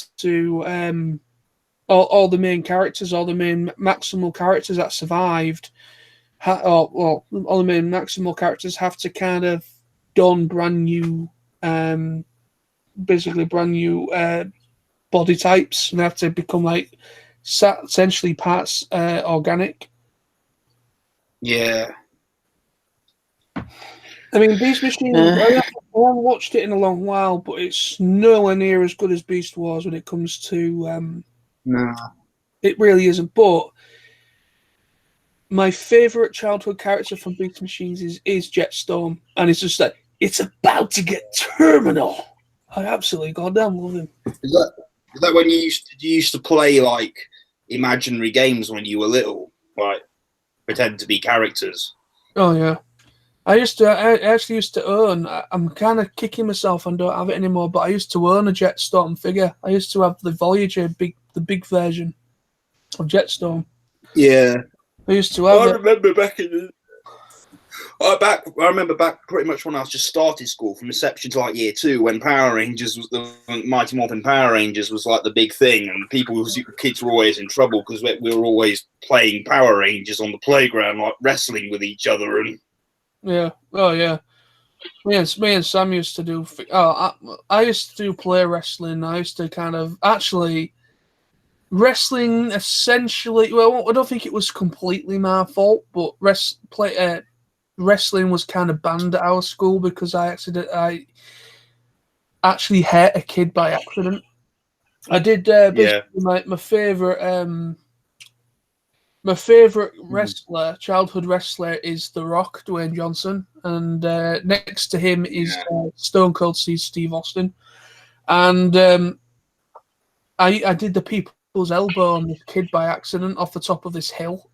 There was a hill in the playground. Yeah. The people's elbow on top of this kid, and I just missed him, but I just grazed. I just kind of nipped him on the side, and it obviously caused him some pain. The poor kid was only 5 or 6 years old at the time. I was only 6 at the time. Yeah. But at primary school, I was like twice the size as most kids. I was taller than most kids as well. So I actually had a bit more physical strength than the other little kids. So I was able to kind of pick them up and chuck them. And yeah, I remember one time me and my mates when I was about 7 or 8, and my mum's friend who was doing something at the school saw me at one lunchtime. Was visiting the school for some reason, saw me out the window wrestling, and she told my mum. It got banned because some kid ended up, I think had his arm broken or his leg broken by someone who did a wrestling move on him. Yeah, like I said, I don't think it was just me. But no, it wasn't you, mate. You probably had nothing to do with it, because I just remember one day an ambulance showing up to the school and someone being carried off in an ambulance, and I just vaguely remember it turning out that someone had effectively broken someone's arm by doing wrestling. That's the problem, though. You know, if you try and copy something you see in wrestling, you're probably going to end up hurting someone, because even though a lot of it's staged and very well choreographed, you know, it's still real world stuff. Yeah, I mean, I remember back in the day, like the Power Rangers actors and wrestlers and stuff, they did used to do talks when they did TV appearances saying, you know, making sure kids knew not to do that. And make sure it's that if they want to do martial arts, learn to do it properly in self-defense. Go to a martial arts class. They used to have somebody that, you know, at the start of the Power Rangers, when it was pretty big in the 90s, it'd be like, you know, remember that, like, you know, the Power Rangers are trained martial arts professionals, so don't copy what you see. Yeah, when it was on Fox Kids, they do it at the end of every episode. So please remember that the Power Rangers are highly trained. Please remember that the stunts in this show are performed by highly trained professionals, so don't attempt any of their moves at home. Yeah, and they were all Japanese. Yeah, I remember when. You know, remember on Saturday mornings in the 90s when it was on as part of Mr. Motivator? Yeah. And at the end of the show, he'd appear and say, right, just like me, those guys know exactly what they're doing, so don't you dare copy them. No, that takes me back, Mr. Motivator. I mean, literally, GMTV Kids, basically, that you're on about, GMTV Kids, before it became CITV later on. Yeah, GMTV Kids, Mighty Morphin Power Rangers, Beast Wars, Reboot. What the hell was on GMTV Kids in the day, Sam? Do you remember? You had, bloody hell, back in the day, you had Power Rangers, Masked Rider, Beetleborgs, Reboot, Beetleborgs. Have you guys seen the Reboot series on Netflix? Yeah. Sorry? Have you seen the Reboot series on Netflix? No. It looks terrible. Have you heard of it? Like, yeah. I refuse to watch it. It looks like a rip-off. I watched a few episodes and I didn't think it was too bad. But I wasn't. It looks and feels like they've copied the idea of Code Lyoko and made it live action. Because I don't know if you've heard of Code Lyoko, Lawrence, but it's basically a French animated series from like the early thousands. And me and Sam were in our early teens when it was airing on Cartoon Network. Cartoon Network. And it was called Code Lyoko. It consists of 4 seasons plus one spin-off 5th season, but we're not going to talk about that because it was terrible. But there was 4 animated seasons altogether, and it was basically consists of 5 human school kids that were friends at school, went to the same school, and Jeremy discovers this master computer that has this virus known as Xana. He actually unleashes this virus called Xana, and he discovers this virtual world of a girl called Alita in this virtual world, and his friend, basically not Jeremy doesn't really set foot in the virtual world. He's like the computer whiz, but the rest of his friends, they're called Lyoko warriors or whatever, and they go to this virtual world and kind of try to stop the Xana virus because it affects the outside world as well. It's really interesting series. If you haven't seen it, I recommend checking it out. But it's a series that me and Sam used to watch years ago, and it was basically... Yeah, as I say, it wasn't until later in the early 2000s I started watching stuff on Cartoon Network for. The only reason I wanted to get Sky TV was because of Fox Kids. Yeah. But I got into Cartoon Network, but I tended to watch more of the sort of the slapstick-like cartoons on Cartoon Network, where I watched all the anime and action type shows I watched was on Fox Kids. Like I got to love like Powerpuff Girls and Dexter's Laboratory and all that. That's what I used to watch. Cartoon Network in the late 90s, early 2000s was the best period. It basically, Cartoon Network, it's the guy, right? Basically, Cartoon Network, right? This, not many people know about this. I only know about it because I've kind of seen some like documentaries and some people that used to work at Hanna-Barbera years ago that used to be animators and stories, writers and things like that on a lot of like Scooby-Doo and things like that. A lot of them have kind of commented of what happened to Hanna-Barbera near the end. And basically, Hanna-Barbera, everybody knows who Hanna-Barbera is. There were two Americans, I've forgotten his name, but Hanna-Barbera is 2 people.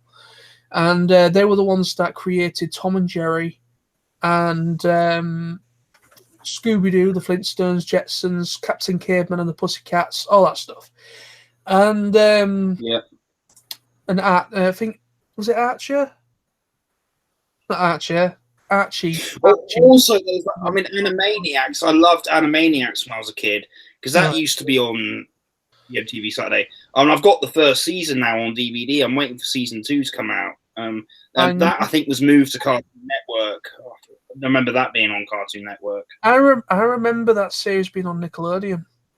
It was on oh no, not Nickelodeon, Boomerang. Yeah, but that was a Cartoon Network. It was. That was a Cartoon Network. It was a Cartoon Network channel but it was mainly for old stuff from like years ago. So they had classic Tom and Jerry, Looney Tunes, all the Hanna-Barbera stuff. It was fantastic when it first launched. Now it is terrible because from what I can remember, all they seem to kind of from like the mid thousands, which was a bit crap. Yeah, I'm trying to think. What was it? I mean, in the 90s, there's stuff they had on Fox Kids. They had some of the sort of slapstick cartoons on it. There was Oggy and the Cockroaches was on Fox Kids. I did like that. Oggy and the Cockroaches.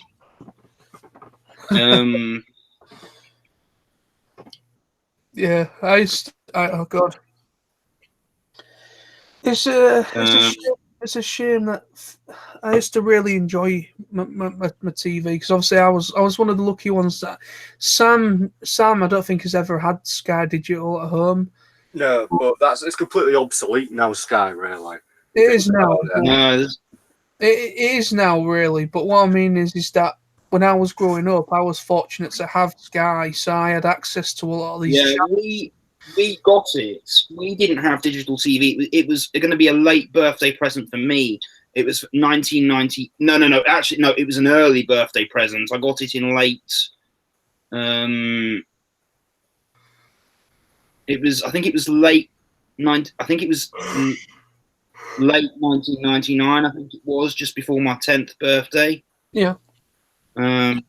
Yeah, because Power Rangers in Space was still on then in the after-school lineup, but then it was because Power Rangers Lost Galaxy and Digimon were going to start fairly soon. Yeah. I miss Fox Kids. Yeah, Fox because Kids. I remember and sometimes when either at the weekends or a day when I was sick off school, which I by the way did a lot, because a lot of times when I was a kid I kind of faked a stomach pain quite a bit sometimes because I had to go to school. Yeah, I used to just sit and watch Fox Kids all day because they had the first thing in the morning was the first lineup. That was when Beetleborg was on in the mid-90s. That was the first thing they had, and then they had a thing called Foons, which was the lineup of cartoons like Casper and that. Mm-hmm. And then they did Power Up with all the action stuff. And then I think they did something called Express UK Connection for the after-school lineup. Yeah. Yeah, those were the days. That's when, I mean, I used to love Sky because you had reruns of like 80s stuff from like when I was like G2. Well, basically G2 re-aired in the 90s. Yeah, it was G1 Transformers, but it was rethemed into. Also, I did like the Channel Toon Disney. I did. Yeah, I loved Disney Channel when I was in the 90s and early thousands because you had like Kim Possible and you had Recess, you had all that stuff. Yeah. Fantastic. And then I used to love Nickelodeon because they had Keenan and Kel. I used to really like Keenan and Kel. Then I used to watch like do anybody remember Amanda Barnes from the 90s? She was Amanda Bynes, yes. Yeah, she was on Nickelodeon. Obviously, Sam might not, but basically, she did this thing called basically the Amanda Barnes Show or something. It was like basically like a skit. Yeah, that's what made her very famous, wasn't it? Yeah, and it was done by the guy that kind of was one of the guys that created Keenan and Kel and then Sister and all that stuff, like the young teen dramas and comedies. Yeah, I mean. I remember my sister used to watch that show with Hilary Duff in, Lizzie McGuire. I off and on did but I wasn't a massive fan of that show. It was more obviously. I liked Hilary Duff when I was a teenager. She was kind of my celebrity crush, so her stuff was my guilty pleasure. Well, I think most lads had a crush on Hilary Duff when she was a kid, but then when she grew up to become a bit weird. Yeah, fortunately. And then you had and then on Disney Channel, God, my sister was obsessed with like when Hannah Montana came on and the one with the twins, The Sweet Life of Zack and Cody, and High School Musical and all that lot. I actually don't mind the High School Musical. I'm sorry, but no, I mean you couldn't avoid it when it first came out. It was the biggest thing. Yeah, it was like you couldn't escape it. It was on merchandised on practically everything. It was on billboards. It was like a theatrical thing. I think. Yeah. I watched them. High School Musical 3 had gotten so popular by the last film that did get a theatrical release. But no, the third one was rubbish, to be honest. I mean, to be honest, I obviously when High School Musical came out, I was probably about 15, maybe. Oh no, I was 16. I just started college. I think it came out summer. No, not summer, but autumn, winter time, 2006. Yeah, I'd have been 17 going on. I'd have been 16 going on for 17, basically when that aired. But yeah.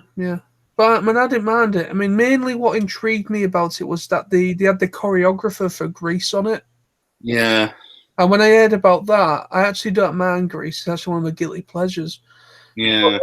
But I'm not a massive fan of musicals. I've never really have been. No. But well, my youth club I used to go to, we went to see High School Musical stage production in Leicester, and I have to admit it was kind of good. Yeah. It's a better thing to see on stage, I think, than on the screen. But oh God, it was such a craze. Yeah, I used to watch Straight Late. that Life of Zack and Cody. I used to watch that because I had a bit of a crush on that London. You know, the lass was Ashley called. Tisdale. Yeah, well, there was Ashley Tisdale, but there was a lass called London that was the Asian girl. Oh, I thought I thought Ashley Tisdale's character was called London. I thought that was her. Oh, unless I'm getting wrong, I don't know. But there was an Asian lass in it, and she was one of my crushes, and when I was in my teens. And also Jamie Lynn Spears, the little sister of Britney Spears, she was actually quite hot as well. She was in. Yeah, and also the other one was That's So Raven. You know, about the girl who could see into the future. Yeah, it was that. Wow. Yeah, I used to like that. Yeah, my sister was obsessed with all of those, so they were wrong quite often. Yeah. Then it kind of went a bit downhill. Disney Channel. Yeah. It still is now. Disney Channel's really bad now. It's basically. No, the thing is, kids don't watch a lot of stuff on television anymore. No, the kids are too much into the video games and going out and about with their mates now. They're not really about cartoons anymore. I mean, basically now it's like obviously cartoons. Kids watch cartoons up to probably the age of about 5 or 6, and then once they get to about 7 or 8. Yeah, I mean, kids now are being given phones and gadgets and stuff at these ridiculously young ages because of peer pressure. And And I mean, when we were all kids, obviously we all grew up in the 90s, so it was a different era entirely. But I mean, don't get me wrong. I used to go out with mates. Me and Sam used to lark out. We used to kind of go and cause mischief to all the neighbourhood and make old people scream at us because we were shouting too loud. That's kids. But we went out and had fun, played and did that and the other. But I always used to love my cartoons, and Sam did as well. And I always used to make a lot of time for my animated stuff when I was. Yeah, I know. I mean, I did as well. I mean, for about 4 years, first thing I'd go and do would be when I got home from school would be to turn on Fox Kids, mainly to watch Power Rangers. But then I got into Speaking of kids today and generally stuff like that, I saw something at work today that utterly annoyed the hell out of me. And I seem to see this a lot these days, and it always gives me it makes me uncomfortable, to say it simply. It really makes me uncomfortable because I'm seeing this quite a lot around town. Basically, young girls, and when I say young, I mean young, as in like 6, 7 years old, dressed up like they're 25 and going out on the night on the town. Today, for example, I saw a girl in coming up to the tills with a mum, and the girl in question was about maybe, could it be any older than 5? And I kid you not, was wearing a short, tight denim miniskirt and a tight-fitting sort of crop top that barely covered the chest. And she was about 5 or 6. And I've got to be honest, I've never felt so disturbed in my life. It just was so. Yeah, I know. I mean, I can't 6. I can't believe kids' parents would let their little girls dress like that. But you see it everywhere. The problem is we're coming into we're in a world now where what women wear, obviously girls should be girls. They shouldn't really think about that kind of thing at that age. But we're in a world now where it's all this kind of SJW bullshit. Basically. No, John, that isn't SJW bullshit. That is sexualization of a fucking minor, as far as I'm concerned. Yeah, but now, her mother could be an SJW. That's kind of. Yeah, but here's the thing. There's something else that went through my head, because I actually know that in Hull, in the last 3-4 years, there's been a massive increase in vigilante groups sort of tracking down and catching paedophiles in Hull, like a lot of online stalkers and stuff. And a part of me was thinking, and this is a dark thing to think of, but this is just what I thought. A part of me was thinking, is this mother using her child as bait? because her kid was dressed in a real provocative way, and I was thinking to myself, is she using her kid as bait to lure in some paedophiles and try and catch them? Because the way her child was dressed, it was wrong. For like a 5 or 6 year old girl, it really made me shiver. I thought, she looked like, if she'd have been like 25, it would have been, realistically, you'd think 25-year-old girl dressed like that is going out on the pole. She's looking for a man. But this girl was like 5, and the way she was dressed was disgusting. You don't. Yeah, I generally don't that kind of clothing. I reckon that maybe she has a mum that's maybe really into fashion, and probably they just want to dress their child up like that. Well, you do get parents like that. There's that. You get a lot of parents that are very maternal. What maternal? Very material. Attracted to material goods and clothes and fashion. You do get that, but I mean, look at me. To be honest, mate, me and you have got what we call common sense to a point. I don't agree with how young girls are dressing, and they're allowed to do that. They're allowed to do it. And also, you got to remember, it probably could be. It's probably likely that because obviously like little girls or little kids look up to sort of teenage or young adults, celebrities, and because obviously they have a young following of young children. That probably is part of it. The problem is, in today's culture, I don't blame the young girls. I don't blame them at all. No, it is the parents' fault. No, well, it's partly that. The parental guidance behind it is partly that. But when it comes to things like this, it's what they are what they are experiencing, whom they choose to listen to, what music choices they listen to. If you look at all the music of the female singers that are prowling around on the chart shirts at the moment, and music videos on YouTube and things, these women are role models to younger women, and women that are in the teens and young kids that are under 10 years old, and they're influencing these kids in order to dress provocatively like they are in the music videos. Yeah, exactly. It's partly the media's fault, the tabloids, and also the glossy magazine people. It's their fault just as much as it is the parental side.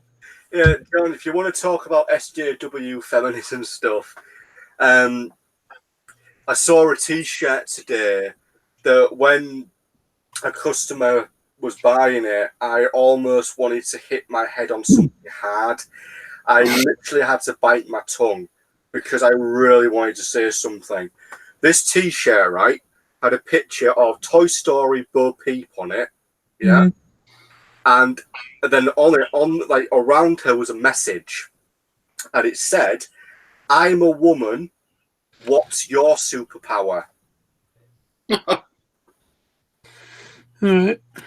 And I was just thinking, sorry, what? Well, I suppose it's kind of, because obviously adults who were kids when Toy Story came out, and obviously all fans will probably go and see, kids and adults will go and see Toy Story 4, and she's a central character in that. So it's probably something they put on, if they're selling it to, if it's an adult size T-shirt, they just want to put something on it.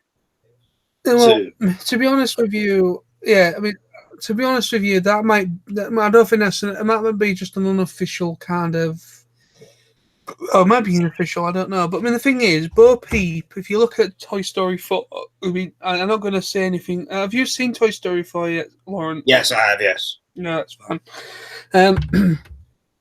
With the changes that were made to Bo Peep in Toy Story 4 compared to the first film, and then obviously she kind of disappeared after the first film. Well, she was in Toy Story 2 briefly, but only in the scenes in Angus. She got donated, and she goes missing. You never see her again.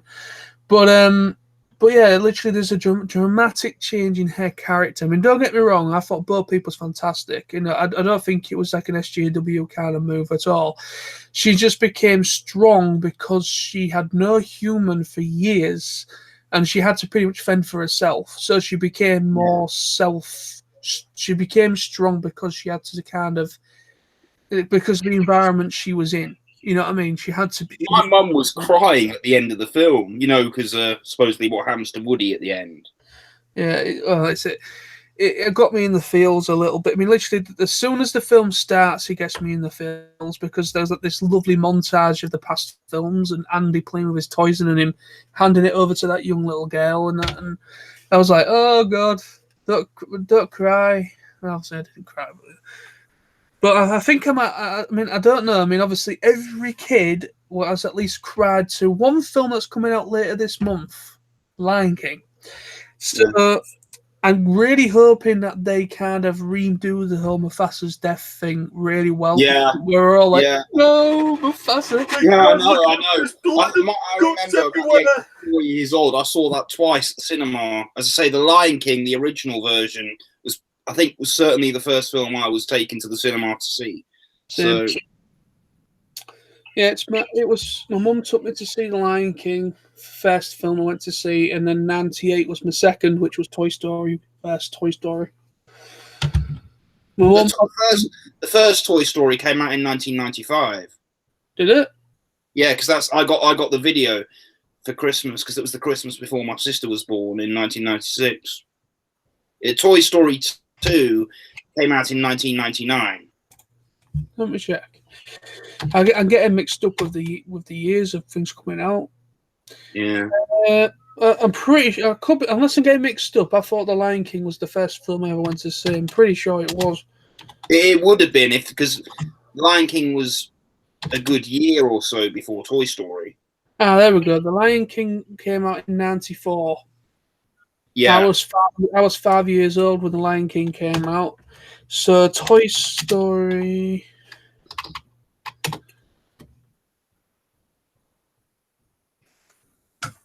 Original Toy Story came out a year later, so that is why they were the first two films. I went to see The Lion King first because it came out in 94. I went to see Toy Story in 95.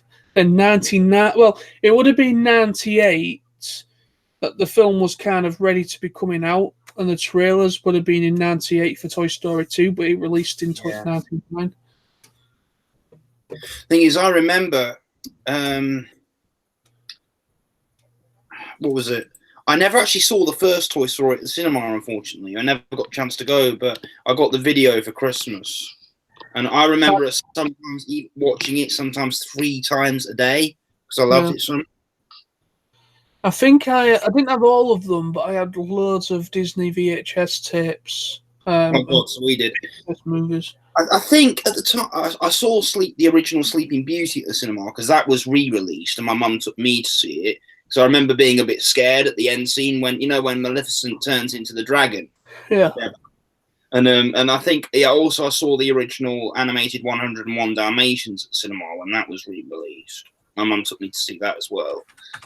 Because that was the re-release for that was the same time Toy Story came out on video. I never went to see Cinderella or the Sleeping Beauty or I can't remember if I went to see Snow White and the Seven Dwarfs at the cinema. No, I didn't, but that was one of the first Disney videos my mum got me because we had all of them. We had we had all the classics, like we had Dumbo, Mary Poppins, Cinderella, No, actually, one we didn't have on video was Robin Hood. We didn't have that one. We didn't have The Sword in the Stone till later. So we had Lion King, we had Aladdin, Beauty and the Beast, and then like the ones from the 40s and 50s. We had Bambi, Bambi. I had Bambi. Yeah, Bambi. What was it? We didn't have The Fox and the Hound. I had that. I had the VHS of Fox and the Hound. Yeah, we had Alice in Wonderland. I actually watched that every day for about a year when I got home from nursery before I started school. I never actually discovered Alice in Wonderland until much later on, and I have seen the classic Disney film, but I've never been a big fan of that story. I don't know why. I just never really have. Peter Pan, obviously, I remember. Yeah, Peter Pan. I had that. Yeah, I had Peter Pan. I had Bambi, Mulan. Yeah, my mum loved Mulan. We saw it twice at the cinema, and we got the video as well. My mum says that's her favourite animated Disney film. So I had Toy Story, Toy Story. I had Bugs Life. Yeah, my memory actually, A Bug's Life was the first film we took my little sister to see. That came out in 1998. I think. Yeah, I had the Bugs Life on VHS. I had she was about 2.5 when we first took her to the cinema. And my dad was worried because he was worried she'd be frightened. Oh no. It came out in 1998. I remember it was like the year before Toy Story 2, because I remember seeing the trailer for Star Wars Episode 1. First time I saw the trailer for Star Wars Episode 1 was when we went to see Bugs Life. I think I was probably 10 years old when Phantom Menace came out. Yeah, I'd have been 9. I would have been 9, but I'd probably been going on for 10 when it came out. Yeah. That was the first time my sister loved it. Before we went to go and see A Bug's Life, that was the first one we took my little sister to see. And what was it? It was A Bug's Life, because after Toy Story 2, for a few years, Pixar didn't do anything until, let's see, what was it? It was Toy Story 2, then Monsters Inc. Yeah, that came out in the early 2000s. And then after that, you had Finding Nemo. That was out in 2003. Finding then The Incredibles. Yep. And then kind of since then they do stuff because I think Disney and that had a temporary fallout with Pixar. But now they've come back. Well, the way it works with Pixar and Disney, originally Pixar was a separate company. Yeah. They approached Disney with saying, "Look, this is the future, computer-generated movies," and they showed them kind of the storyboards and like a rough kind of like little mini movie. You've seen Toy Story 4, Lawrence? Yes. Do you remember that little bit where they found Kit Kaboom? Yeah. They have the tin toy thing, don't they, from the short with the baby? Yep. Yeah. There used to be this video called Tiny Toy Stories you could buy, right? Yep. And that had a set of the small films that Pixar did. Yeah, that's right. And I've got that DVD now that's got the set of them. The ones that before you started making full length. And I remember, Tin Toy. I remember that one where the one-man band little toy comes to life to cheer up the baby. Yeah, I recognised it. Yeah, that's basically I loved that because that's a big reference to the beginning of Pixar before they made Toy Story or while they were during making it. Basically, so what you just said there, basically they made these series of little short movies that became a compilation later, and they presented those movies to Disney, and Disney were like, "Sorry, we're not interested." So they carried on with the traditional cell drawings and cell animation. Yeah, I mean, because for several years after Toy Story, Disney still obviously did mainly 2D films. Yeah, basically, Pixar was created by Steven Spielberg and Steve Jobs. Yeah, and I think the guy who created Star Wars. George. Yeah, he created I think he created a small computer division that would later become Pixar. Yeah, basically,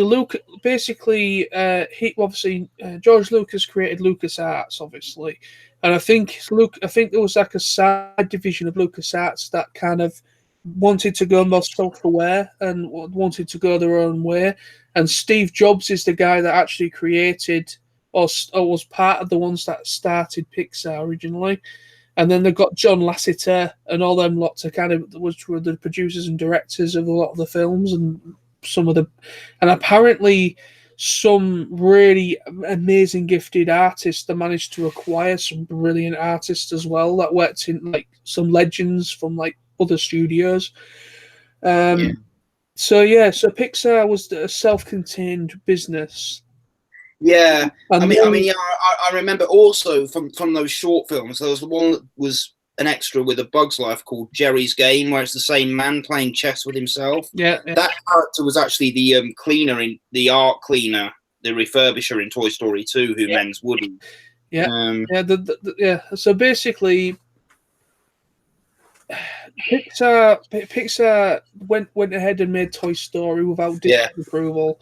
Oh yeah, and there was also the short that the lamp, the classic lamp on the on the Pixar logo that squashes the eye. Yeah. That one that was featured in one of the small films as well. Yeah, it's playing with the ball, the classic Pixar ball. Yep. So basically, Toy Story happened, and Pixar kind of completely did it on their own thing. It did incredibly well for Pixar.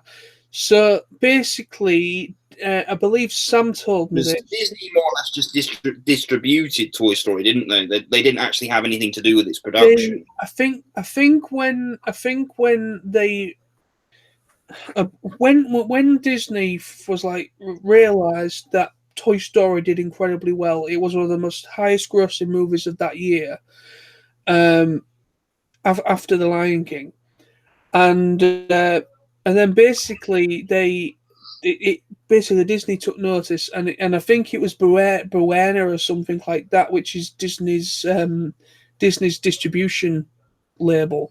So I think Disney distributed it, but they didn't have any rights. They didn't have they didn't put any work into it. It was fully Pixar. But Pixar and Disney come together when they were making Toy Story 3. Yeah, that's what Sam told me. So Toy Story 3. I know that Disney. I know that they were kind of released as Disney. The first two Toy Story films and A Bug's Life and that, they were kind of officially released as joint Disney and Pixar films, but they've done that later on. When they were released on DVD and everything, they kind of had the whole castle thing, Walt Disney and all this like. But they had absolutely no involvement in the production of those films. It was fully Pixar. No, on the videos though, on the original videos, they also did have the Disney logo. I remember because it's the first thing you see on Toy Story. Yeah, you do. I mean, basically, what happened? Well, basically, yeah. That all the Pixar films have the Disney, like the castle and everything. Yeah. Over the rail and basically the whole thing. Yeah, they have all that. But if you look into the background of it, basically Pixar went ahead and made Toy Story without the backing of Disney, because Disney originally weren't interested in Pixar's vision for the future of animation.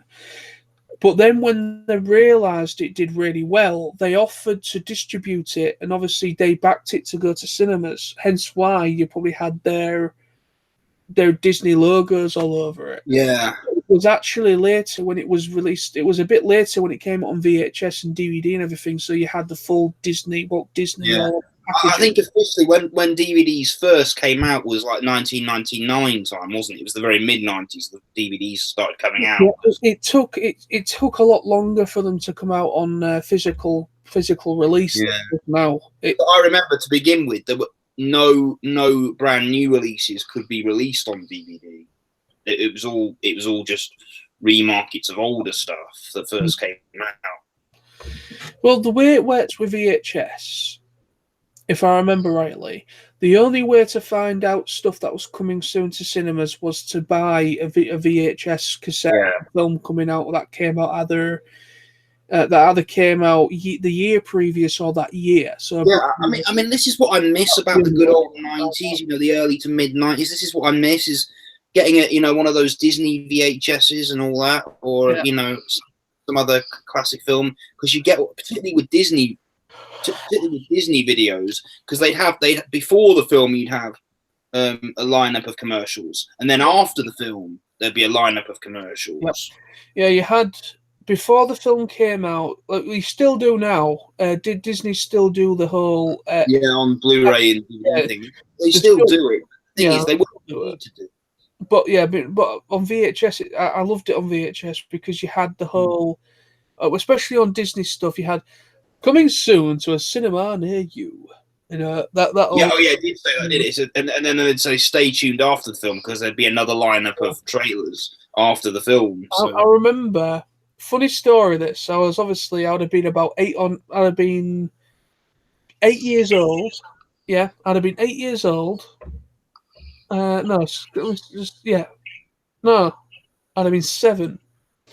I was 7 years old, and I can't remember what I'd got on VHS. I can't remember, but I remember putting it in, and I was watching something that was obviously Disney related that must have come out a few years after Lion King, and basically the Lion King was I'd been out for at least maybe a year.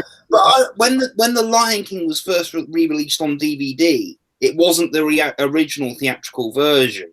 It was a new special edition with a song they put, in the morning report scene with Zazu, Mufasa, and Simba when Simba pounces on him, that they changed that scene with a song. Yeah.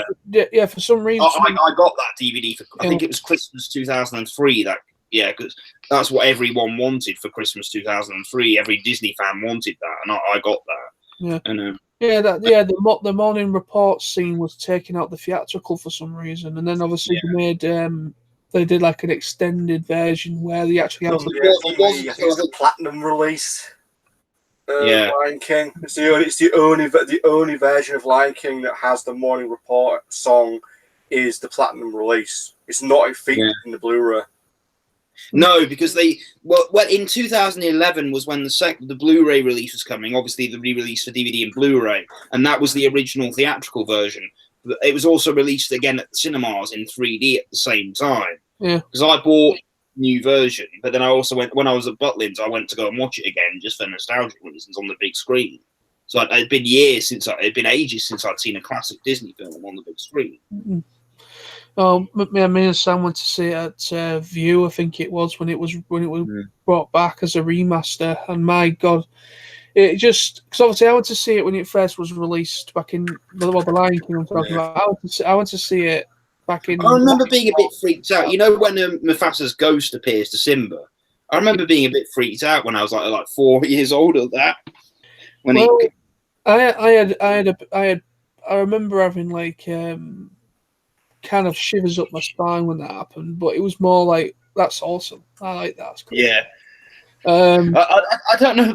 At first, my mum said, obviously because James Earl Jones voices Mufasa. I know he's come back for the new one as well. But did they do that kind of as a nod to Star Wars, like the whole Force Ghost thing? Possibly. I mean, it won't be the first time. I mean, obviously you've got look at kind of a little bit. If you look at the Transformers the movie, the 1986 movie, the 1986 movie is practically Star Wars. It's basically you've got Rodimus Prime, that's Luke.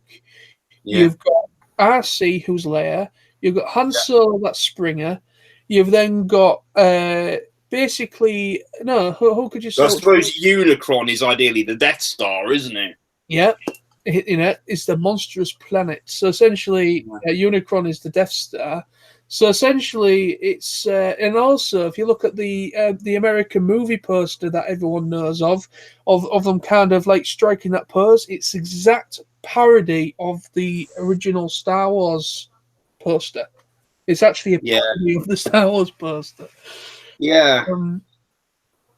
But no, someone posted up the UK movie poster for the 1986 film.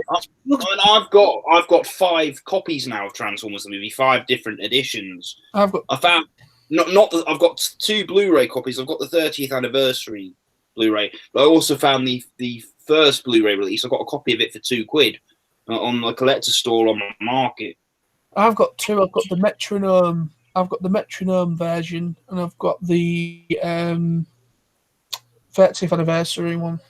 Yeah, I've got the one that's ambush signed is up there, the DVD with the original VHS cover on it. I've got the 25th anniversary edition. I've got another version with a different cover on it. I picked up at TF Nation last year. Yeah, so I've got 5 copies. I mean, that to me is certainly my favourite non-Disney animated film. Yeah, it is, man. I mean, because I didn't like, when I was a kid, I didn't really like other things, other cartoons that weren't Disney.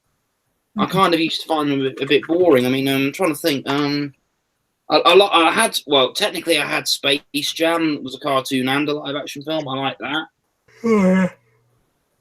I love Space Jam. Yeah. Oh, I did like. Get up! It's time to win now. We're gonna. Yeah, it was great. I've actually got that soundtrack somewhere. I picked it up in either That's Entertainment or CEX. I used to buy a lot of soundtrack CDs. But, yeah. All right, guys. I might just head off because the pub's open till late, and I'm just going to get some fresh air. I might nip down for a late pint. So are you all right to call it now? Yeah. That's well, there's normally up until about 12:30. All right. Well, it's great to talk to you guys, obviously, and I'll be seeing you quite soon now. Hopefully you'll be able to do this a few times before TFN. Yeah. Perhaps on the Wednesday night before we go, we could all get online again.